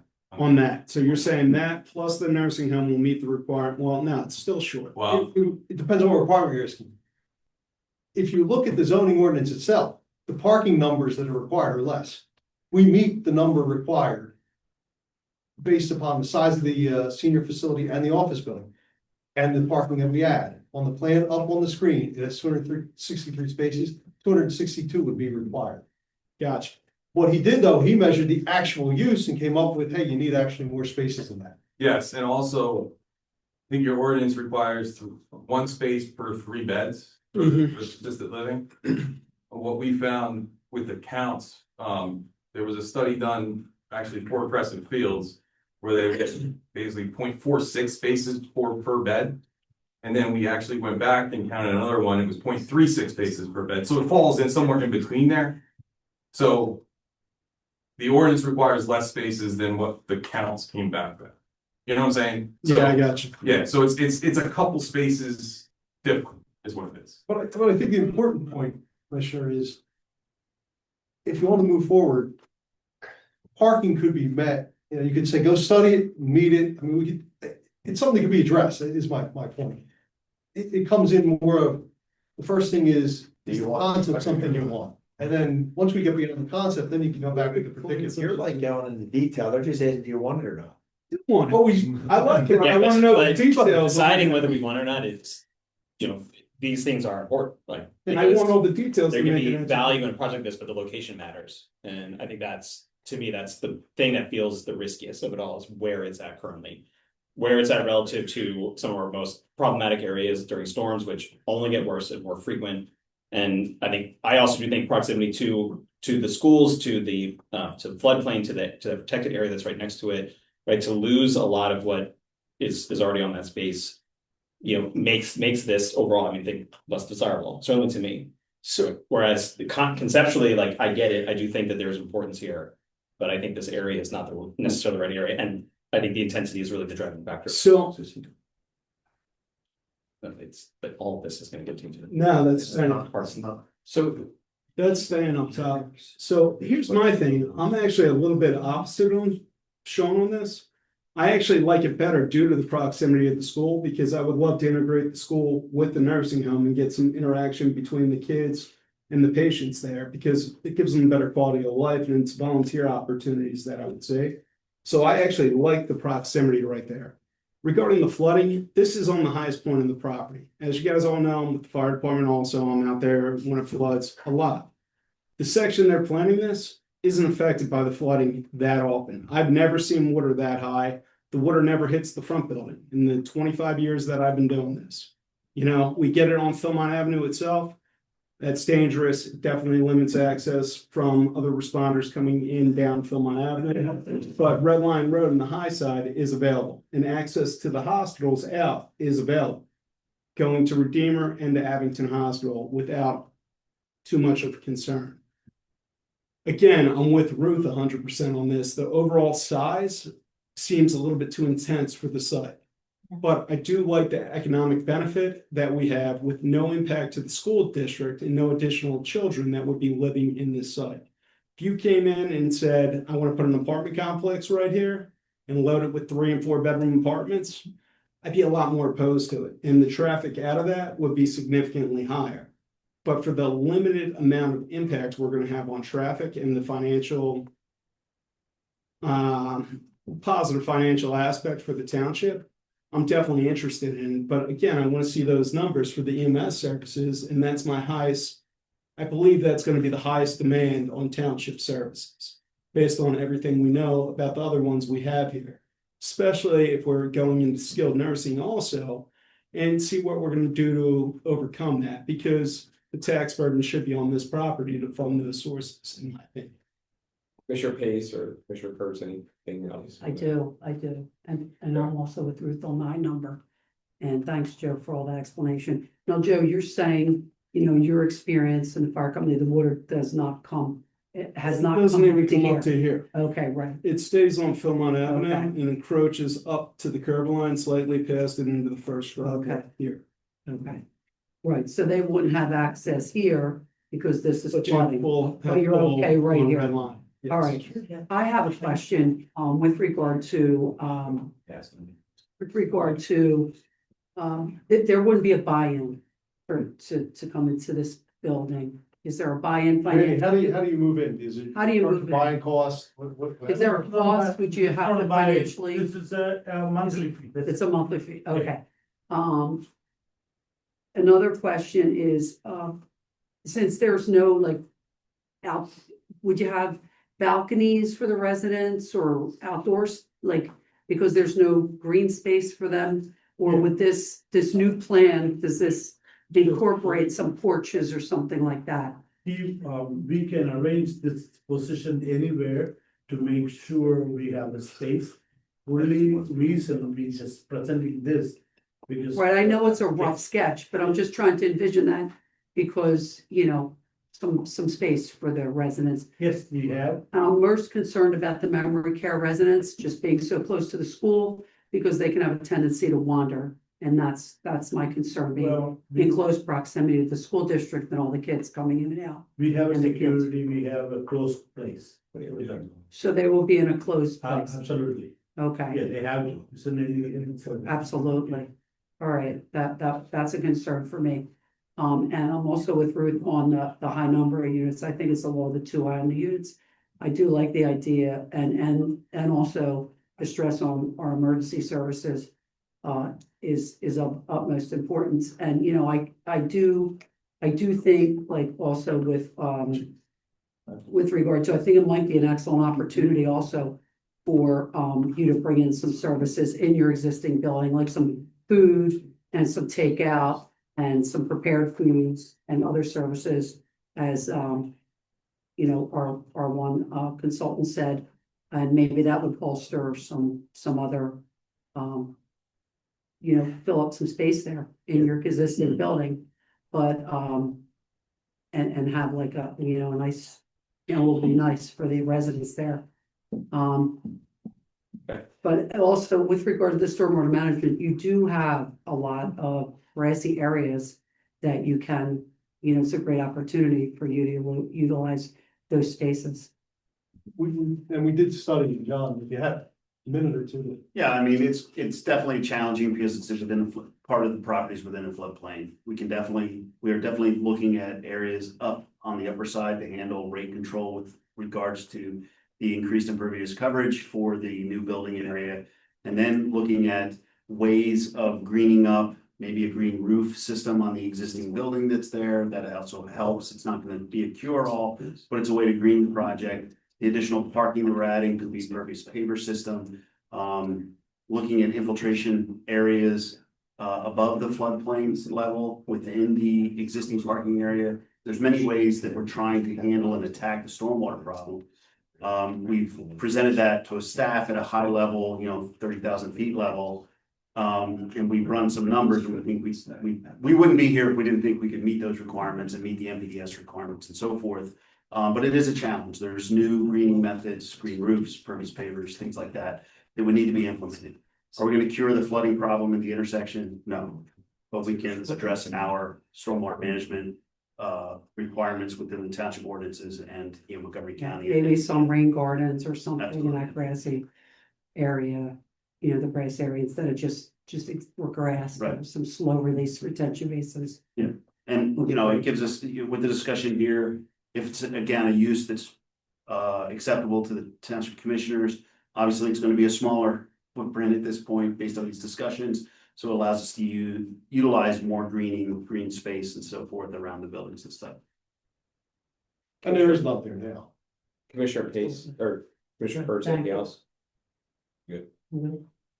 I mean, I sit in budget meetings and we discuss the values of, taxes going up on municipal side and the school side all the time. We have a lack of commercial properties and everything else. So to me, if stormwater management can be taken care of and we can reduce the water runoff to that intersection, and financially we don't take a hit because of EMS services, I would be for this project.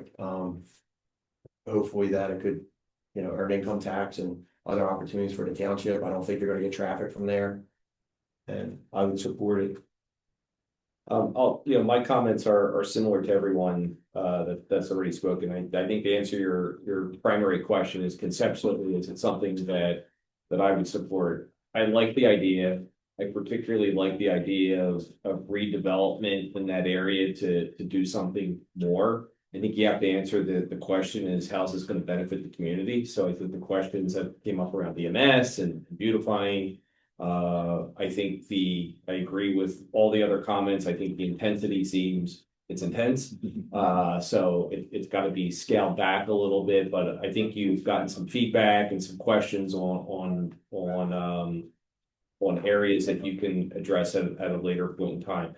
The stormwater is a real concern. One of the things that I would be looking for if you came back is how you could better the stormwater issues on Philmont Avenue. So, if there's things that can be done either right there to improve some of the flooding that we have through this project, I'd like to see that.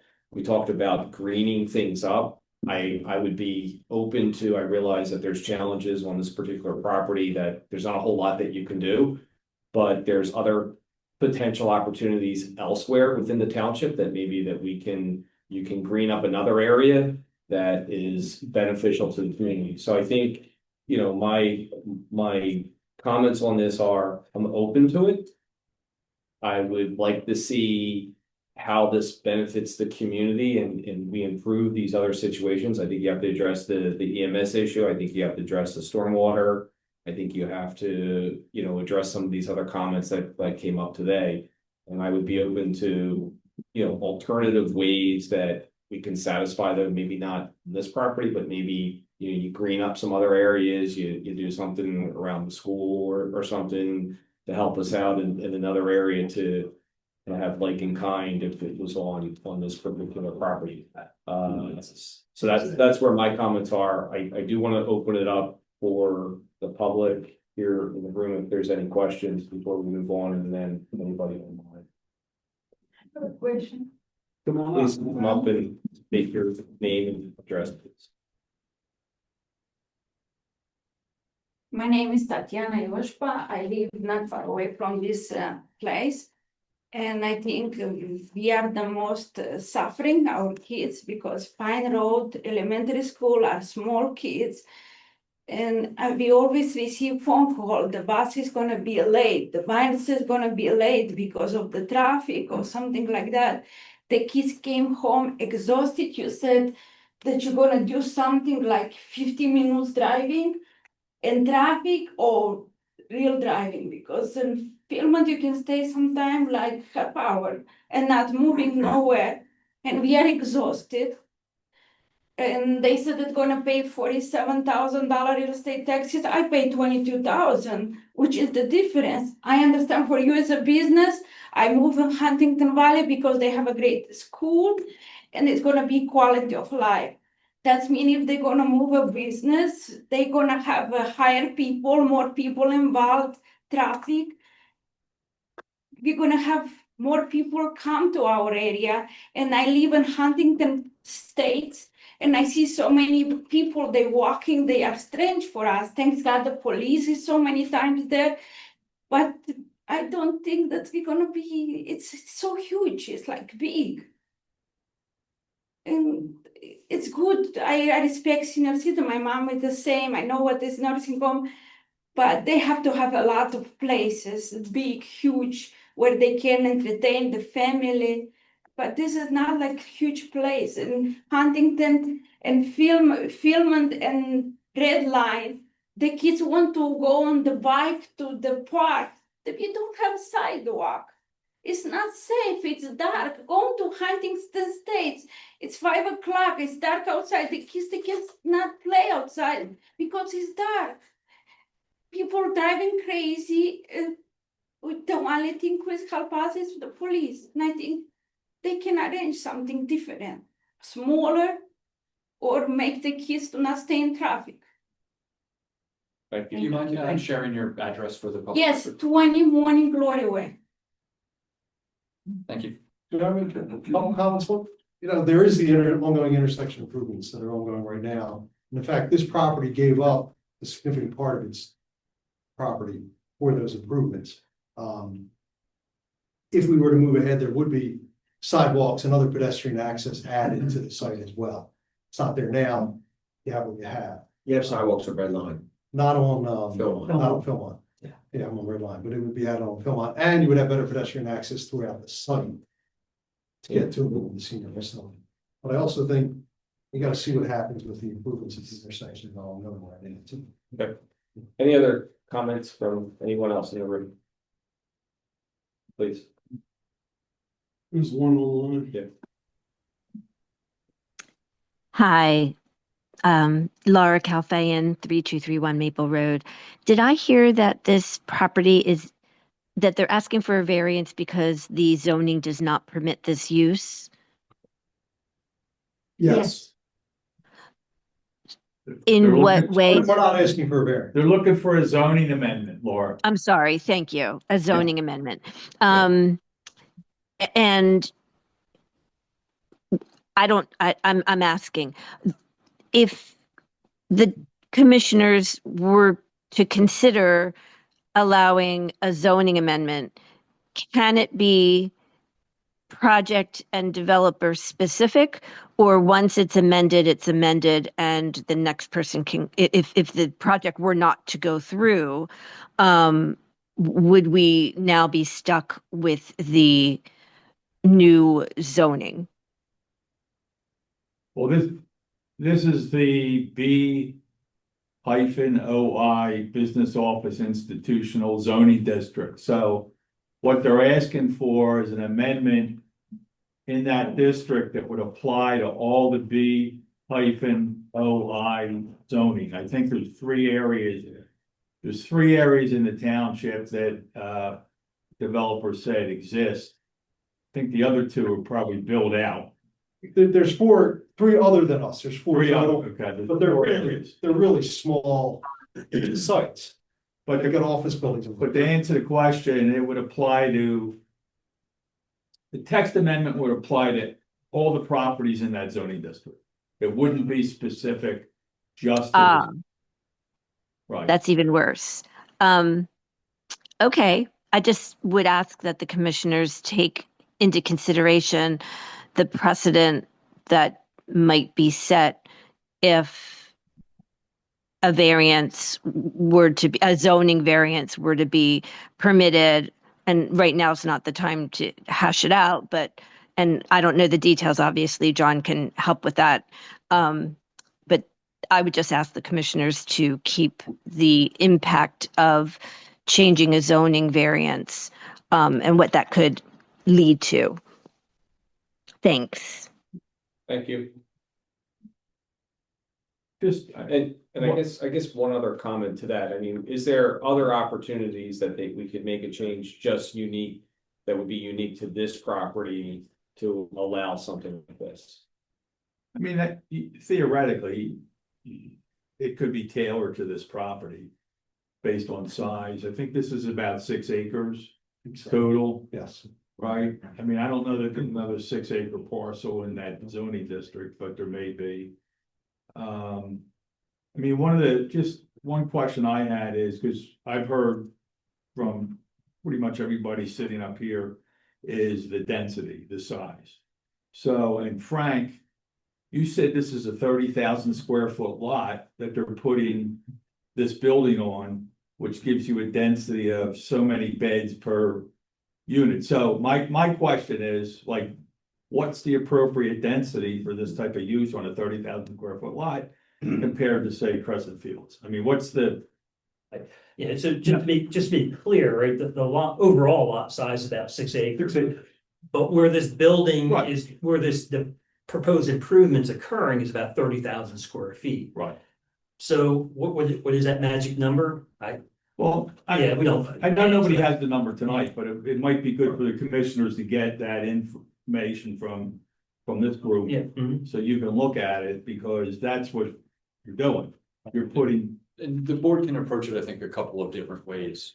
Because I think there's current code language on certain uses that are for aging populations that do talk about density from a per bed basis. Right. I think we reframed that conversation for the Crescent Fields project, where it was more about what the site could yield from an overall building improvements perspective. And so there was less on the commissioner side about the number of beds, and it was more about what is the size building, and then how they would design it to be able to market rooms that are leasable. So that one did not have a specific density factor, but you looked at it more from an overall site improvement perspective. So I think there's different ways that it can be approached. Okay. Any other comments? All right. Thank you very much for coming in. It sounds like you have some homework to do. There's some additional things that you would have to answer before you come back, but I think you got a lot of feedback tonight. Thank you for coming in, and So what I'm trying to gauge is, every time we come back and have to go out and spend more money, I mean. What's an answer? Yeah, I mean. well, I think what you heard was conceptually, I think there's support to hear more about it, but the size is way too big. There's some other comments that you got from EMS that we would have to work out. There's comments that you received around stormwater, beneficial to the community, all the comments that are, I think conceptually, we like the redevelopment. We like the idea that there could be something else there, that we're open to it. But to your point in the very beginning, you don't have a defined plan. You haven't been able to give that, and there's other questions that are still outstanding before we can give you a definitive answer. Oh, because the problem is, we don't have a defined plan, because. Chicken or egg? You know. There's no saying, hey, you come with a defined plan, we'll give you a text amendment. I mean, if you said, listen, we'll give you a text amendment, and then we can come in, but you still have the ability to approve or disapprove whatever that text amendment is. Agreed. Now, Understand what I'm saying? what you need to figure out, Right. independent of us, is what the number is that you can make a profit. Right. Okay, because I heard 154 from the dragon. That's why I'm bringing it down to. 193, we're saying that. we're Yeah, saying so there you no. go. I get it, but So if you can, I mean, my inclination would be to cut the whole thing in half. Now, if you can make a profit at cutting it in half, now, I'm just one person. But if you can make a profit at that, it would probably be acceptable to everybody. I guess the question I have is, if I come in, the group comes in with a proposed text amendment that takes into account all these things, is that kind of get considered? Yeah, I mean, I'm just trying to figure out the best way to proceed without spending a whole bunch more time doing other studies, doing all kinds of other stuff without any assurance that, hey, if you do all that, that will approve at least the concept. To me, if you can approve the concept, then we can try and meet your parameters, and you still have the authority and the ability to say no if we don't meet what you'd like to see. So I'm in the same situation as your client in New Jersey, one project that I'm personally doing, and I understand your frustration. And it's up. And you're literally, you don't want to waste it. It's time and money, right? Right. And full disclosure, I'm out of here in 2 months. All right, so what I say doesn't matter. All right, Well, so I mean, you have a- let me you have a just few other wrap this people. up, because we do need. I know, you have other things to do. Right, so, I mean, I think that the answer, and you can take this, you know, as clear as it can be. I think conceptually, it sounds like there's interest in redeveloping it, we're interested in what you conceptually have proposed, but any kind of definitive answer, we're not gonna be able to provide it. If you scale it back and you propose some language, we can look at it, and we can move on, but like, so we can't give you a definitive answer, and you understand all that. So I think the answer is we're shaking our heads yes, that we are conceptually open to it. But you have to take into consideration the comments that every commissioner here made. Right, but I guess the last question I have is, does that mean that if we come in with some kind of a proposed text amendment, that would be considered, or don't we want to go that far? I guess that's what I think we're shaking our head yes. Okay, Right? that's all. Make sure. Well, let's do this. Yes. The staff can talk about what's appropriate for the site. We can talk to the board. This is a legislative Right. decision. It's not a zoning hearing board. You know, they have total discretion, and then we'll try to give you some parameters. That'd be great. That's really. You know, number of beds, we don't, what's appropriate for a 30,000 square foot lot. And then, because everything else flows from that. Right. Size of the building, number of beds, the stormwater is going to be dictated by that. The parking's going to be dictated. by Right. that. That'd be great if you could Yeah. do that. So, but it sounds to me like you only have 60% occupancy of the office building. You know, maybe you ought to think about what other text amendment could make that more profitable to tie in with the Right. senior living. That's what I was getting at. We've looked at medical facilities there, complementary uses that would be complementary to the building, not necessarily medical, but other complementary, but physicians' offices, those kind of things as well. So we've looked at all that, and that's kind of something we would put into an amendment if so. So we'll get some direction from the board and then do a That'd be little great. bit of work. I think it would be good to know what's the density across the street, on that's at least a couple acres, right, then? It's, yeah, I mean. That's like 9. The size of the building Oh, is is a it that larger big? property. Yeah. Their real estate area was unit 10 too. All right, thank you. I Thank you. appreciate your time. Thank you very much. Thank you. Thanks for coming in. Just as we transition real quick out of that, I did find the total assessed value of the Crescent Field facility, which is 14.28 million now. So it went from 420,000 to 14. Thank you. Okay, thank you. Take care. very much. So double. The next item on my agenda is really just an announcement for, it's and we've received a memo from, for the subdivision development plan for on Valley Road, it's 2261 Valley Road. The applicant has extended our deadlines through December 12th of 2025, so recording in a minute. Next item on my agenda is the building official report. Ready, kid. You're ready. Thank you. Hello. We had 132 permits, we had office meetings, we had site inspection, we've had some court dates.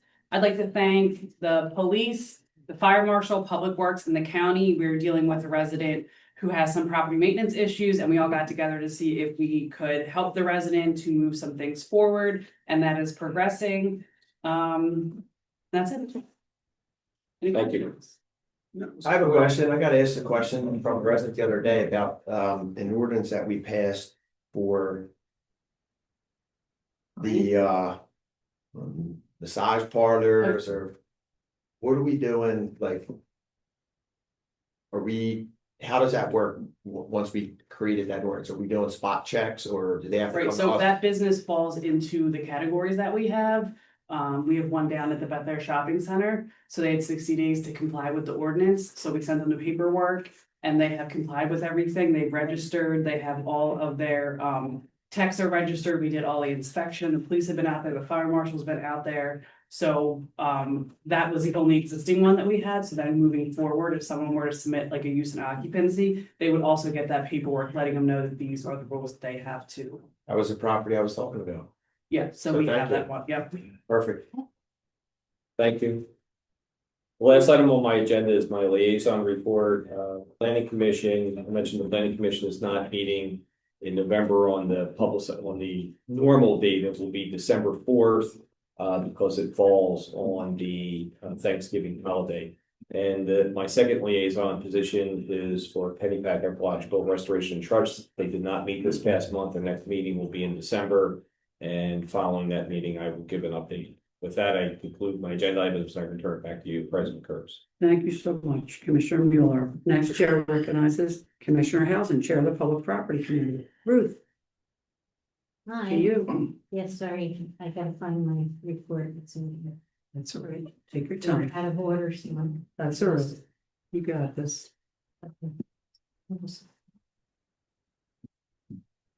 Oh, no, I'm not. Okay. Sorry. You're the one with the tablet, Ruth. I'm the one with the old one. Yeah, no, I remember, but I forgot. That's all right. Take your time. Okay.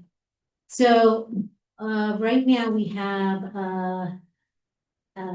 we are returning an executed agreement of sale for the property at 2560 Fetters Mill Road.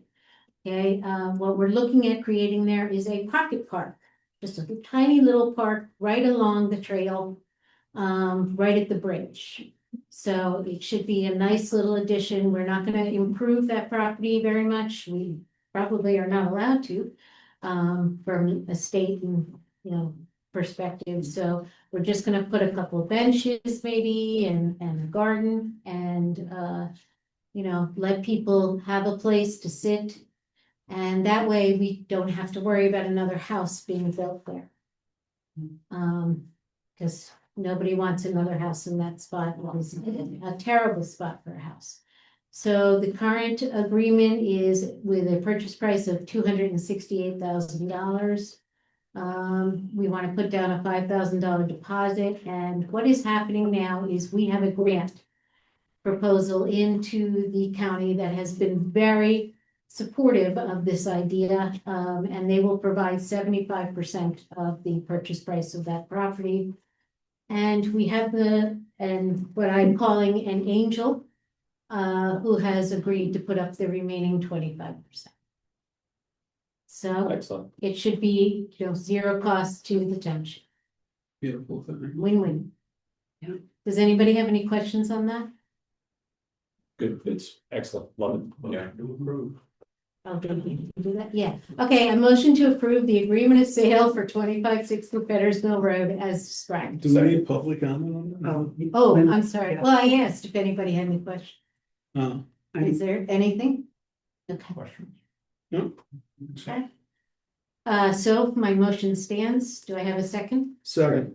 Motion's been moved and seconded to approve the agreement of sale for 2560 Fetters Mill Road as described. All those in favor, please signify by saying aye. Aye. Aye. I don't hear any opposed. Motion's passed. Thank you, Commissioners. Okay, my other report is the Historic Architect Review Board, or HARB.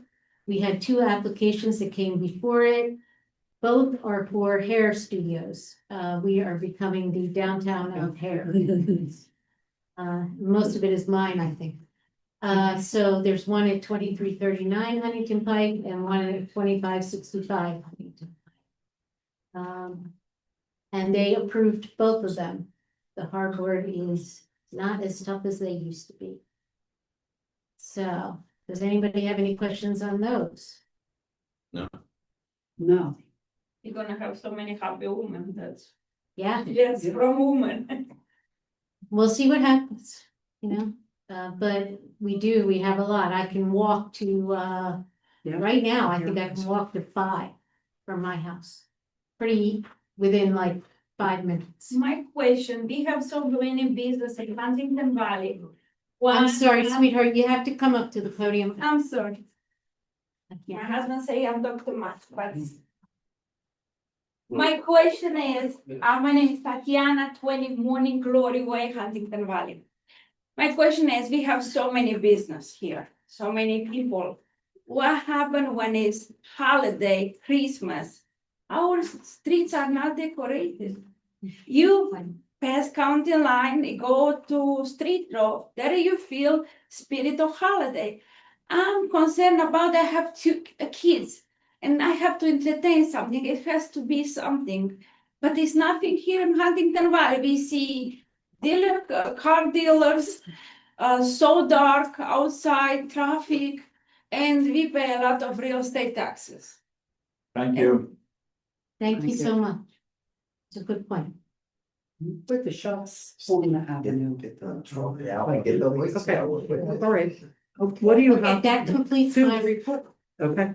Do I need to do anything? Do we need motions to You need- consider each of these? Each of those. Okay, I need a motion to approve, application 2506 and 2507. The 2 signs that have already been approved by the harbor. Very nice. In your motion. He said we can do it together. Motion's been moved and seconded Who was the to second? approve 25, application 2506 and application 2507. All those in favor, please signify by saying aye. Aye. Aye. Any opposed? No opposed? Thank you, commissioners. And my 2 liaisons are the Township Authority, which I reported on last month. There was no meeting this month. And the Historic Architecture Review Board, which we just discussed. That Okay, completes. Ruth, did you do the store? No, we're not. You don't need to, okay. Steve's got it under. Thank you, Ruth. Chair recognizes Commissioner Blanton, Chair of the Ordinance Committee. Sean, to you. Thank you, President Kurtz. I have a number of items on my agenda for today. The first is to review and consider the Fire Relief Organization Designation Ordinance. So last month, the board authorized advertising the attached ordinance. This was for the designation of the Fire Relief Association. Solicitor Rice was able to prepare the draft and advertise it as prescribed by law. As a reminder, this is a necessary administrative consideration as we get ready to consolidate to Fedor's Mill Fire Rescue for both operations and relief. This ordinance will guide the deposit of our 2026 relief allocation from the state. Are there any questions about this ordinance? No. Any questions from the public? With no questions, I'd like to make a motion to adopt ordinance number 787 as described. Second. Motion's been moved and seconded to adopt ordinance number 787 as described. All those in favor, please signify by saying aye. Aye. Aye. Any opposed? I hear no opposed. Thank you, commissioners. The ordinance is passed. All right, next item on my agenda is to review and consider the crane operator ordinance and fee resolution. So last month, we also authorized advertising the attached ordinance, which discussed the fee resolution and some rules around crane operation in Moreland. Once again, Solicitor Rice's office was able to prepare the draft and advertise it as prescribed by law. In addition to the ordinance establishing the licensing requirement, we have the attached fee resolution for the license, and for our code officer's recommendation, that fee will be at $100. That's the fee, the permit fee or that's the fee to issue the permit for crane operation. Any questions about this ordinance or the recommended fee value? Questions? Is the fee value in line with the few municipalities that have this, Joe? This is. Yeah. You know, residents, that cost gets passed down to residents on some of these projects, so you don't want to overwhelm residents with extra costs for construction, right? So, but you want to make. The purpose is to have the insurance and all that. Correct. Okay. Make sure we have qualified people running. our meetings. Okay. And it's safe. Excellent. Any other questions from the board? Any questions from the public? If there are not, I have 2 motions to make. The first, I'd like to make a motion to approve ordinance number 788 as described. Motion's been moved and seconded to approve ordinance number 788 as described. All those in favor, please signify by saying aye. Aye. I hear no opposed. Motion's passed. Thank you, Commissioners. I'd also like to make a motion to then approve resolution number 25-33, which sets the crane license fee at $100. Second. Second, motion's been moved and seconded Second. to approve resolution number 2533, setting the crane license. There was On this, on the resolution. Public comment. public comment. Oh, I apologize. I thought I had open questions up for all items, and there were no questions for any of the items. But are there any questions about the fee in particular before we vote? No. They're not. Okay, all right. Thank you for the follow-up. Or do you want to? I'll make the motion again, to, just get back. Approve resolution. To approve resolution number 25-33, which sets the crane license fee at $100. Sorry. I second. Motion's been moved and seconded to approve resolution 2533, setting the crane license fee. All those in favor, please signify by saying aye. Aye.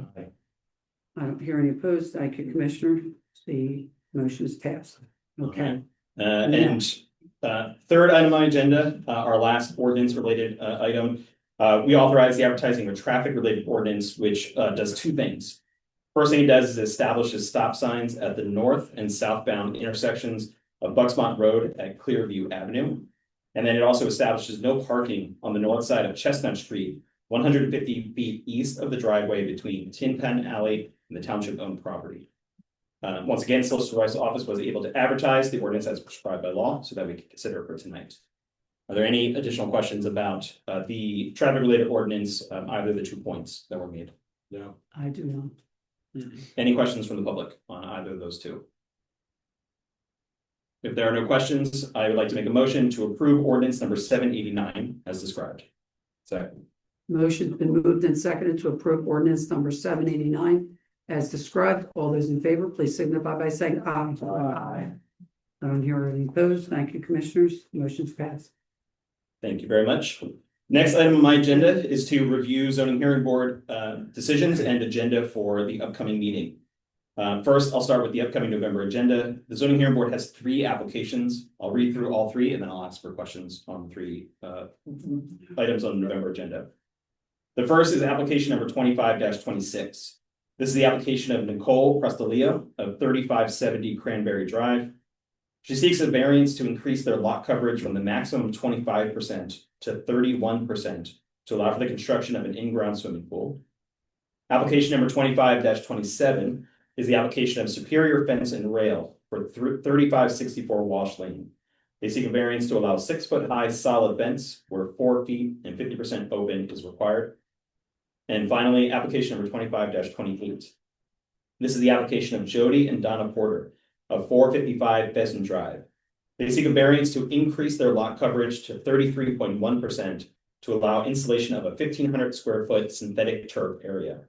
The applicant previously received relief to increase the maximum 25% to 26.9% to construct an in-ground swimming pool with a deck on a previous application. Are there any questions regarding the 3 applications for the November meeting of the zoning hearing board? We do have one on Walsh Lane, but I'm trying to pull it to find out. Do we know if that's a corner property there? Yes, that was my question. And is it actually a side yard or is it a front yard that they're trying to do this in? Front yard, 2 front yards. I got you on that, but hang on, let me just pull it real I quick. don't think it's a side property, right? Well, Like in the middle. they got 2 front yards on every Two corner front yards, property. so you might consider it a side yard, but it abuts the street, which makes it a front yard. So if I'm standing on Walsh, looking at the front of the property, where their front door is, are they looking to put the fence there? Are they looking We to already put put it? it up, so it's what's there. Yeah, but is it on the front of the half on Walsh Lane or is it actually on the side street there? That side of the street. So I believe the front part is behind the house. So it'd be on Dogwood Circle? And is it before or after is it replacing what they already had there? They said yes, but we don't have a record for it. I'm looking at the Google Maps right now and I can see a fence sitting on Dogwood Lane. This is a common problem that we're facing a lot in the township. I know it came up in my ward and so on, and we have to figure out a way to address this for these corner properties. Because in my own opinion, I don't own a corner property, it's unfair. If it's a side yard or what most people would consider a side yard, and we're imposing this upon them and they can't replace pre-existing when they bought it that way, I think that's an issue. We need to change this code. I've been harping on this now for 9 months. So what do we do to actually make a difference here and make their lives easier where it comes The in? zoning changed in 2014. Some of them were on the board, and it was 5 foot solid was allowed. And then when we changed to the new zoning, it was 4 foot 50% open. Right. So even though we changed the new zoning, they could have went to zoning hearing board and asked for like a non-conforming, like you as a township put this hardship on me because you changed the zoning. But they did not go that way. They're going with the variance. But I think they had 6 foot there, which was never allowed. Right, Not so 5 we foot. we would need to know what standard the board wants to have and make sure that when we would take a look at the properties that would impact. Like here, it seems to make a lot of sense because they had an existing, what you look at and see as a side yard fence. When that property aligns with somebody whose house then fronts on that same street. The premise, I think, for the regulation is that if that person, as what we perceive their side yard, has that fence. But then that abuts the front yard of their neighbor. That's a kind of, that's a relatively extreme difference to have that as your like. Immediate neighbor to your side. So we just need to know what you want it to be, and then it needs to go to the county planning commission, it needs to go to our planning commission, and you have to advertise it. Because when I'm looking at it, their neighbor has an fence that's there also. I don't know if it's 4 foot, 6 foot, I can't tell by the picture, but it appears to be roughly the same size. So it was 5 foot solid and they got it in right before the zoning changed, So in 2014, Right. 2013. 2013. So if I bought my house in 2008, I was conforming. If I go to replace the same fence that I bought in 2008 that was on my house, now what do I have to do to actually get that done? Go to zoning hearing. And how much does that cost me? $1,000 for Yeah, that. for 500 and whatever the lines are. Exactly, which is ridiculous to replace a fence that I already owned and had prior to when I bought the house. So we gotta come up with a solution for this. And if somebody lets us know what it should be. So- I can send some things that me and Ted came up with. You guys as the commissioners can discuss how you'd like to go, and then you can bring it up. Yeah. At a meeting.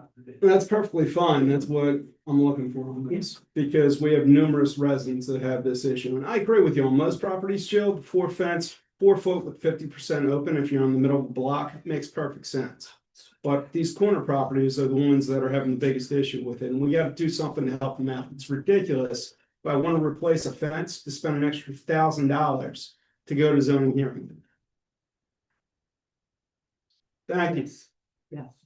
Any other questions on the agenda items coming up in the November zoning hearing board meeting? For 25-28, I'm just concerned about, it just continues to creep up and, a synthetic field and a pool. Now we're at 33, over 33%. It seems like a lot. Yeah, I can say, at least from my perspective, the zoning hearing board is very considerate of, making these allowances when there's undue burden, when it is something that should otherwise be allowed and they are seeking relief, rather than simply asking for something that they would like to have, even though it's outside of the ordinance. So for what it's worth, there's been a number of applications that have asked for things that the zoning hearing board has denied because it doesn't seek that definition of true relief.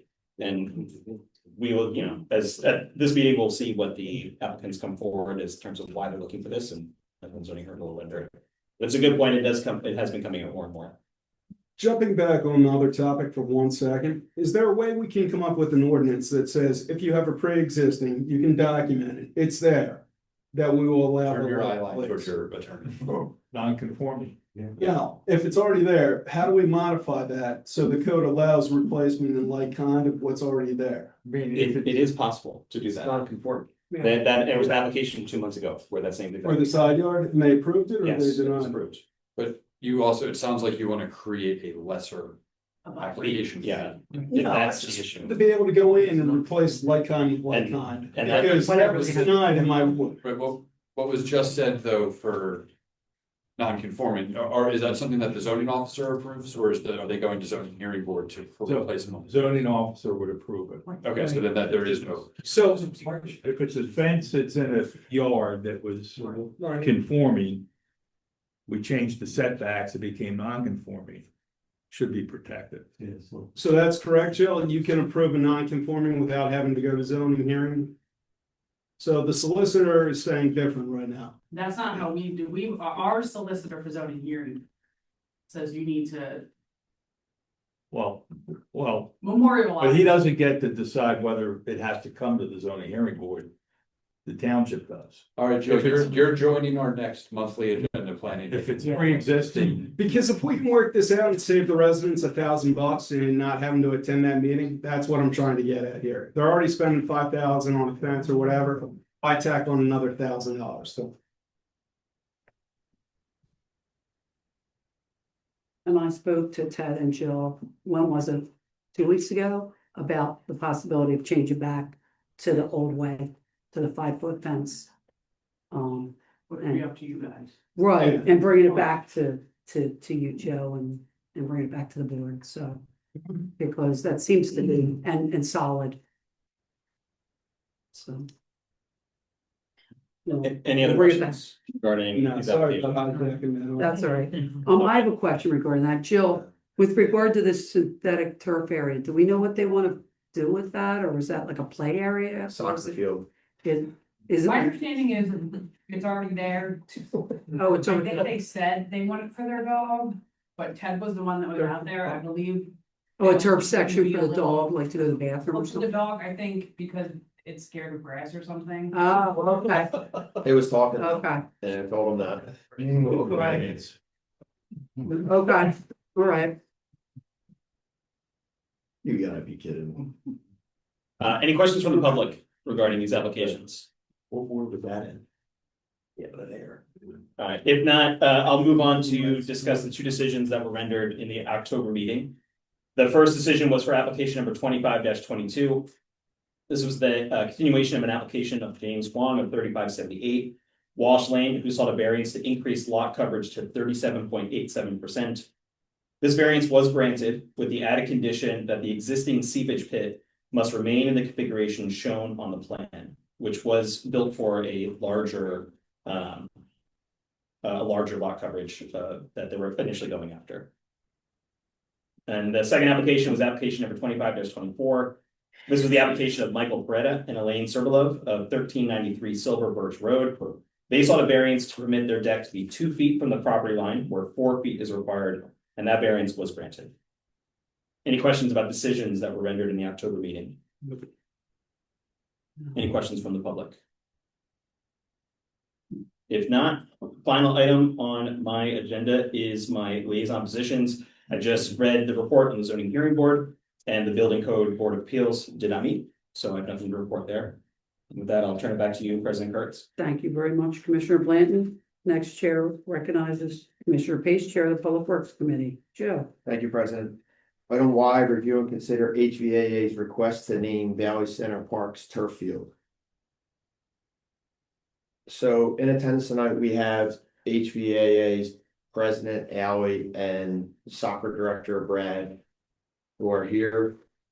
The HVAA board, their board had a meeting where they requested and voted on and approved the name of the turf field at Valley Center Park to be named in honor Rob DeMartinez. After they had their discussions, the township received an email from the soccer director, Brad Sorkin, and I'll read that email to you. The HVAA Board of Directors would like to honor Rob DeMartinez by naming the turf field at Valley Center Park. Rob was one of our travel coaches for many years. He recognized a major deficiency in ball fields for our soccer program. He ran for office and did something about it. I was around back then, and I can tell you for 100% certainty that Valley Center Park wouldn't have been a reality without his tenacity, ingenuity, and dedication. Can you please ask the Lower Moreland Township Board of Directors if we have permission to name the turf field at Valley Center Park, Rob D. Martinez Field. We will gladly pay for the change to the school board and hold a dedication ceremony one evening during the season. Let me know if you have any questions. So basically, HVA would like to name the turf field after Rob D. Martinez. Are there any questions from the board? I agree that Rob D. Martinez was absolutely critical in getting that turf field built. You know, and he played a huge part in that. My issue is not with Rob, and I want to make that absolutely clear. My issue is not with Rob. It is with the idea of naming something after somebody, when we really don't do this very often. In fact, you know, Commissioner KURITZ brought to my attention that we named something after Kurt Mayer, who had put in 37 years of service. Yes. And there was one other person who I didn't know has a plaque somewhere. That is it. We have 3 things named after, What's the third? Commissioner Levy in my ward. He was Commissioner a- Levy named what after? What's It's, the pavilion, the pavilion? There's a the plaque. on the pavilion, there's a pavilion. stone, Dedicated to. dedicated, right there near the pavilion. Uh-huh. It's a memorial and it's on the pavilion and a whole stone and a dedication, for him. And, the Public Works Building is the Kurt G. Mayer Right. Public Works Building. And, we have a bench for, Ferdinand Gonzalez, in Ridgeway Park, because Ferdy's favorite area was the park, and he took walks, and he was, very passionate about, the playground equipment there. And also, he just loved that park, so. So Verdi's was done Ferdy, after he passed. but Ferdy was not, a driving force in something major. That's not my point. Yeah, what, leave it that. My point is that I think we need to set up parameters about when we name something and how we name it before we jump to naming. And I'm not saying that this won't happen. I'm just saying that I think we need to set out a process and make decisions about when we want to do this and when we What- don't, and under what circumstances. One other thing too, the Red Line Gym is named after, District Justice Stephen Silverman, because the gym was in deplorable condition, Mhm. and he basically spearheaded that and dug the whole gym out and the HVA office, Uh-huh. and, you know, the gym is named after him. And, you know, as an honor for him and all his hard work and spearheading all that. Mhm. So, you know, I'll never forget, I was one of the people that, was instrumental in honoring him, putting him in for a Hall of Fame. I don't even know if they did that anymore at the high school, along with Bob Shattuck. And after he passed, the family said, why did you do it now after he passed? Why wasn't he honored when he was alive? So just to let you know, would have been nice for him to have, you know, been honored when he was alive, because he gave so much. Now, when Well, I just to read- let, oh, just to let you know sorry. that, you know, that's what the family has said. I was one of the people, I mean, back then you had to have a slew of people. Right. And we had also, a lot of us had, Bob Shattuck had done a great deal for our community. He is also a graduate and a Hall of Famer. Well, when I read the other ordinances, a lot of them had an ordinance that said you don't name things until, for someone until after they are deceased. And this is not wrong, but, you know, I remember there being at least 10 buildings in New York City named after Michael Milken that all had to have his name lasered off or whatever they do, sandblasted off. I mean, I think there's a reason why they create these processes. And there's a reason why sometimes we wait until after people are deceased. It's an honor.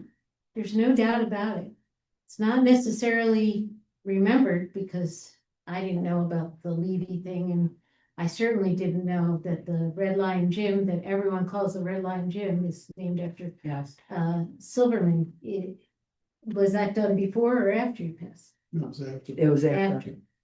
Yeah, So I mean, I tend to agree with Ruth that the issue at hammer now is just how do we name things and what's our process? And, you know, being cautious to set precedent in a way that, you know, might allow for future things to be named for reasons unknown. And, you know, I don't think that that sets us up for success, which again, yeah, I agree also with Ruth. That is not a commentary on this particular name and this particular reason. We just don't have a process to do so. We should have one, so it can be as objective as possible.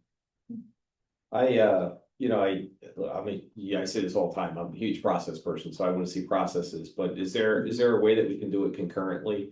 I mean, I like the idea of, you know, I hear the comments about naming, you know, something, you know, after someone has passed, and I think it's a great honor to be able to do that, and I'm always reserved for the reason that you brought up about New York, and sometimes there's some skeletons. Now, I'm not necessarily concerned about this at this point, but I'm wondering, you know, I think there should be a process. I 100% agree.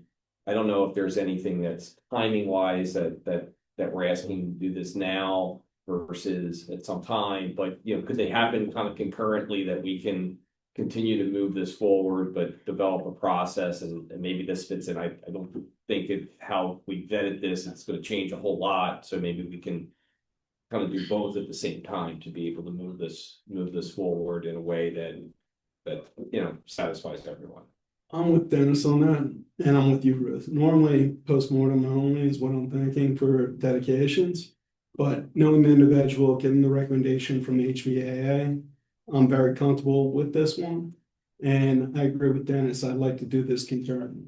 We should have a process. I mean, Yeah, we should just do it. I mean, you brought up, you send the thing around. I think it was a good start to Yeah, roll this around. We should have a process. We should. And we should have a process. And Ruth, the article that you did send me said that if someone did contribute greatly, it's kind of went above and beyond, which the people that I did discuss and tell you Like I said, this isn't about Rob. did No, it's go about above and process. beyond. My comments are not about Rob. Right, and he did go above and beyond to get that field up and going. Right. But I think what's Unselfishly. happening right now is we have a lot of different reasons why we might want to do it, and that's precisely the point. If we don't have a sense or a system to figure out what's criteria, how do we figure it out? You know, whether we accept this one or not, without that sort of process, then all we do is just talk back and forth and say we think this person deserves it or doesn't, or we think this person deserves it, but when. And I don't think there's urgency, again, unless there is, and I missed that. But if there's no urgency, then I don't see why we can't take some time to figure out a process, go through that process. And if we come out at the end with Rob Martinez Field, then great, that's awesome. We followed the process. Well, I think the field's been there at least 10 years. Right. Has it been there? How long has the field? The kids and the community have been enjoying this field, Fall of 2013. right? So 12 years. yeah, 12 Yeah, years. and everyone would like to, And, you know, try to get you're some welcome. sort of perspective from the township too on what that process could look like. 12 I'm years. not saying we'll hear from everybody, but I think that would be important for us because this is their stuff too, right? That field belongs to them as much as it belongs to anybody else. And not to say they should vote on the name, because I don't think we'd have to open it up to the whole township to vote on names. But to have them weigh in on what they think is appropriate and what they think is the right reason to name things after people. Well, this And is, then that everyone has buy-in to that. So when something is named, they feel ownership to that too, which I think that, you know, we live here, like you should feel ownership to the public systems and the public institutions that we have.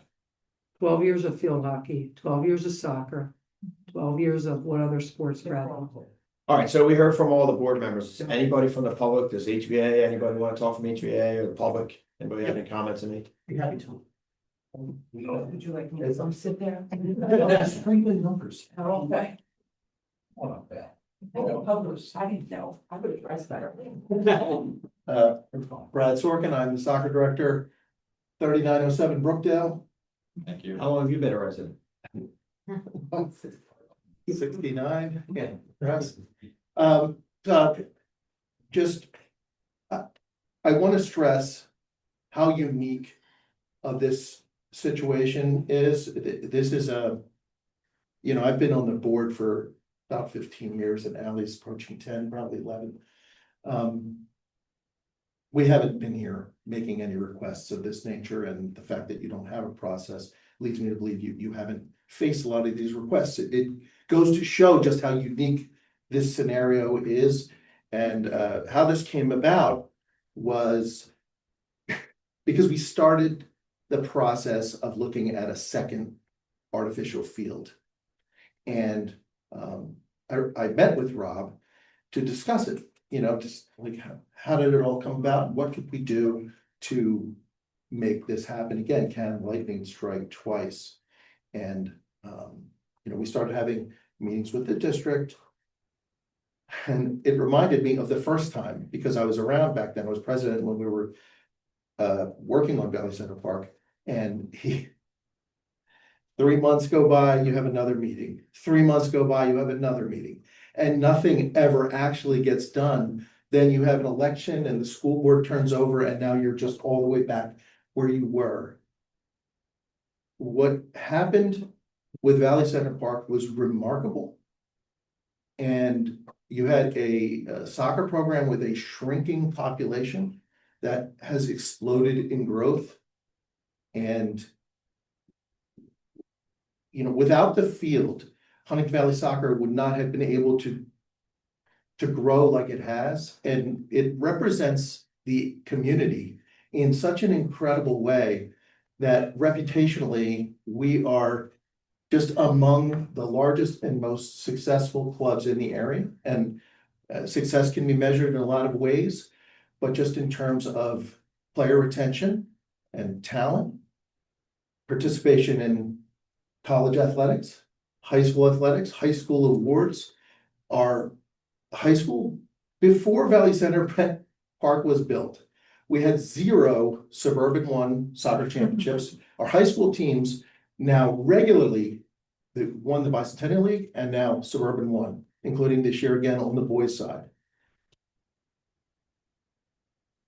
All of this is directly responsible. I've done a great job, honestly, with the program. But people are coming for this magnificent facility and what we've been able to do with it. So the reason we make this request is very specifically to honor Rob while he's still alive, because there's no proper way to say thank you for what he's done for us. And I know politics can be very tricky. So this is specifically for this particular item, which if there was anything in the township that should be named for Rob DeMartinez, it would be this field. And I humbly ask you to approve it. I would like to just put a little placard beneath the current scoreboard. So theoretically, if we had to change it, it would just be very simple. But I don't recommend, I don't think we would have to do it. I don't anticipate. And I would also say, if I could add, just historically, I know it might not be Low Moreland Township, but that grass field is named for John Oberholzer, who is very much alive, and the football stadium is named after Mark Mason, who is very much alive. I'll give you the school district name. Yeah. I think. Yeah, absolutely. And I believe Ridgeway still has a giant plaque that's for Tom Davenport. So, The precedent's been set. We have made that through a lot of injuries. Okay, so but that's- I understand that. I just think it's more about just having a process to. Oh, I agree with you. Can you be? Because otherwise anyone can ask for that, and we have no way to really determine whether or not it's a good idea. And I'm not commenting on whether or not it's a good idea. I just think it's important for us to have something to vet it through. So future boards have the same process that we're going through, and it overall protects the town. Yeah, would you look at anything? Just to respond, I'm Bernie O'Brien, 1131 Willard Road. Just to respond to that, because you had mentioned waiting because you didn't have a process. we respectfully request that you don't wait, because we also know what it's like to have a board come up with a process. And that time it takes, and we're talking also about flipping over and then having new ideas, just like the way the turf field was created in the first place. It doesn't happen quickly. There will need to be a lot of consensus. So since this is on the table now, we're requesting that we move forward with this now. And then you guys can fight it out on your process later on. I mean, with all respect, and that's exactly why we need a process, because we don't want those types of changes to influence decisions so quickly. We want to have something that's more solidified that can withstand that, because it Well, isn't politics. You're right. It has nothing to do with that. If you looked at the precedent so far, though, there hasn't been any issues of all the other naming examples that have been set I would forward. also say regardless of process, you'll still have to judge each and every request upon its own merits. Absolutely, I'm with you.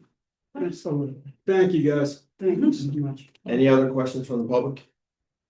I think someone who. You gotta come up. Kids to go to do sport outside. Today's day that kids are lazy, they don't want to do something. They deserve it all the honor from us, from the parents. Thank you. That's the two of them. They've been doing it for umpteen years. Any questions on Come on up. The kids don't want to do nothing. To go down on the field to be. Amazing. Marty George, Dale Road. I'm addressing all of you. In regards to, recommendation of Sean, I concur. I think it's something that could be decided on, down the road. I will mention that, I'm sure Mr. Dean Martinez should be recognized. A bench would be great. And I'll ask everyone to remember the fire department name that we have just lost to Federal Mill. I was the zoning commissioner. I want to keep the original name.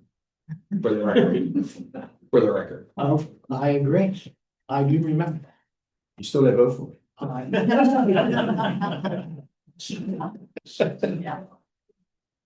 All right. Through a So I hereby a request that if there's gonna be a name to that park, it should be Huntington Valley Fire Company Park. In honor of 100 years of volunteers. I think that's only proper. It's the turf field, not the park.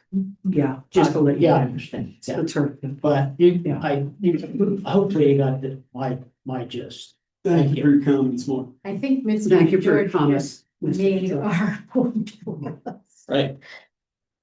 And I would hate for us to vote to name something today and then have a future board vote to change the name and to just kind of do it in that case arbitrarily or for very good reasons, and there'd be no protections in place. There'd be nothing to cement that, right? Like you sort of commented, put a plaque up just to take it down. Like that doesn't seem right. And I wouldn't want to do a disservice to Rob DiBertito's or anybody for have that. And a process would help to cement that. It would define that for us, which this does not. Unless Joe says infinity at the end. And beyond. So I'm just asking my colleagues to consider, like, we don't have to go years trying to figure out a process on name stuff. I don't think it's that complicated. No. But I do think it's important to have one so that it's legitimate and it's sanctioned and the whole township gets behind it. And it's not ever perceived as being just something we named it because we decided to name it. That would be like someone taking down the sign of Ridgeway Park because a new board came in and just to remove the sign. I mean, that would be just to me outrageous. I would like to preserve these types of things, make sure that they're. And we can help facilitate that. And it won't take, and I don't think it's gonna take very long to do so. Go ahead.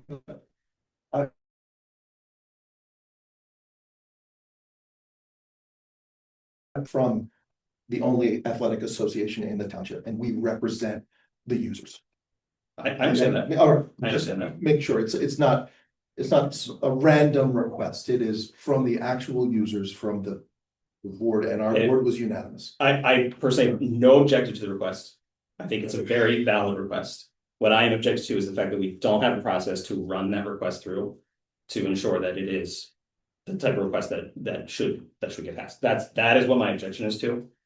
That's what my objection is to. It's not to the request at all, nor is it to the people who are making the request. I would, We really again, do. I would just mention, I apologize for that, that this is the current process.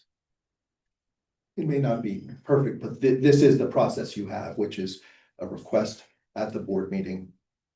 And I appreciate your time. Thanks, Brad. Thank you. Come on up, Chuck.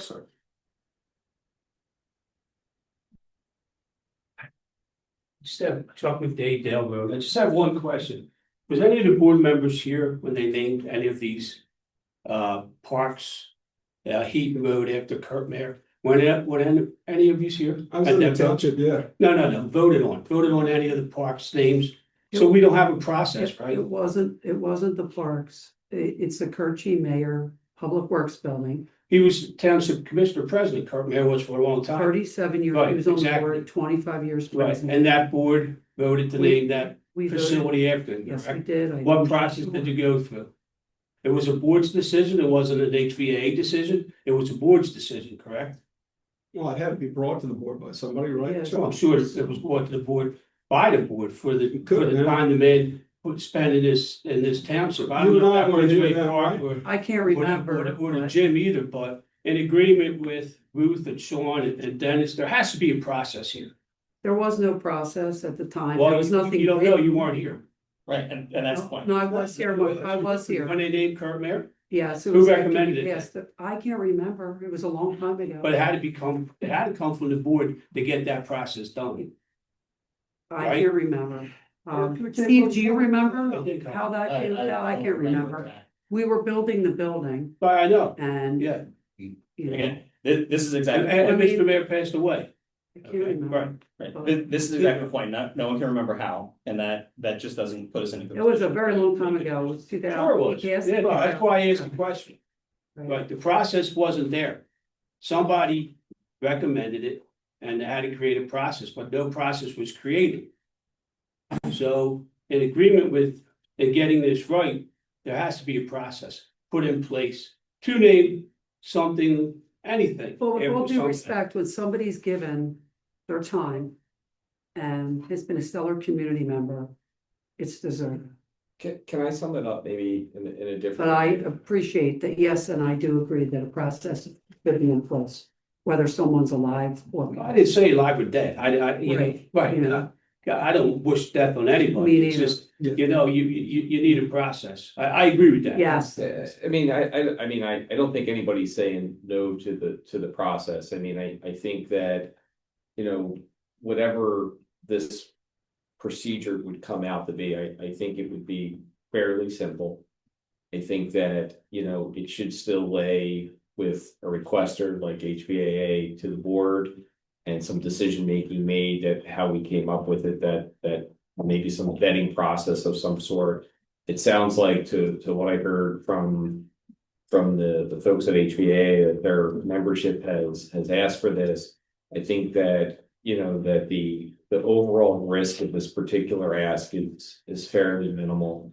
I think that it's important for the board to be able to move at some expeditious fashion through this and not delay it any longer. I mean, I would ask really two things, like one, how quickly that we think we could do something.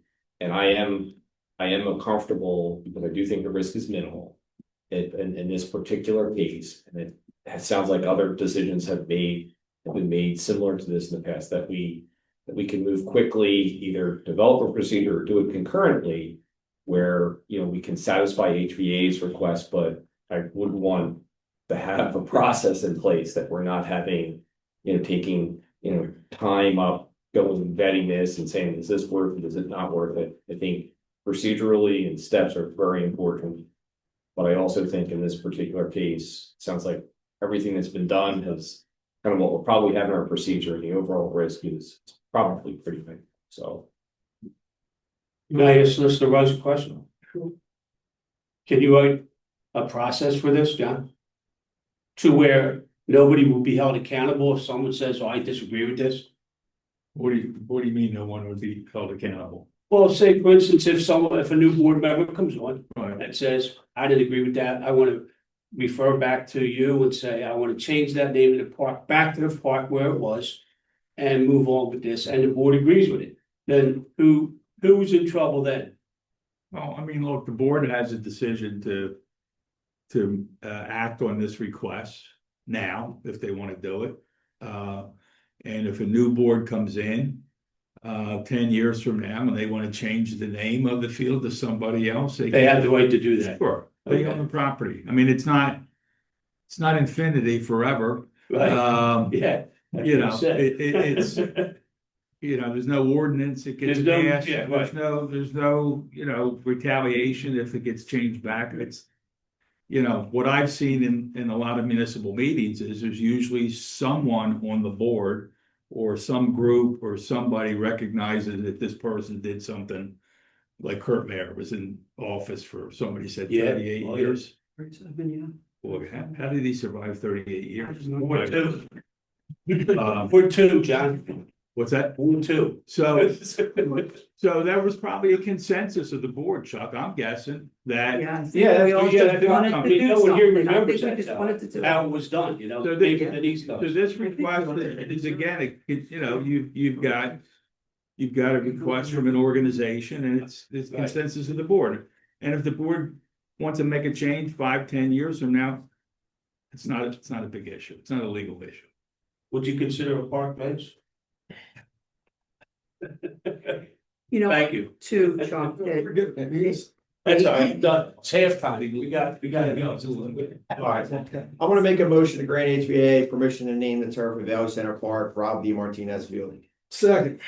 motion's been moved in second to grant HVA permission to name the turf field at Valley Center Park, Rob D. Martinez. I can only look like an ass. Motion to grant HVA permission to name the turf at Valley Center Park, Rob D. Martinez Field. All those in favor, please signify by saying aye. Aye. Aye. Aye. Can we make a condition that we get a procedure? Conditioned upon putting a procedure in place for. No, let's handle that separate. No, Well, make a separate motion on that. we'll make a separate motion on that, okay. A motion to grant HVA permission to name the turf at Valley Center Park, Rob D. Martinez Field. All those in favor, please signify by saying aye. Aye. Aye. And if you want to have the staff Okay, put a any- policy together, Okay, any it's a nays? separate motion. Any nays? Nay, Yay. for the reasons described. Okay. Yeah. A roll call, so we have Nay. Sean is nay. Yeah. One in Rouge. Joe Ruth is, is nay. Sean and Ruth are nay. yeah, yeah, okay. Yay, you're yay. Okay, Sean and Ruth is nay, and the other four of us. Okay. Yep. Yes. Alright, Secondly, I'd like to make a motion, create a procedure around proper naming of fields and however. And facilities. And facilities, Monuments. Monuments going forward. second.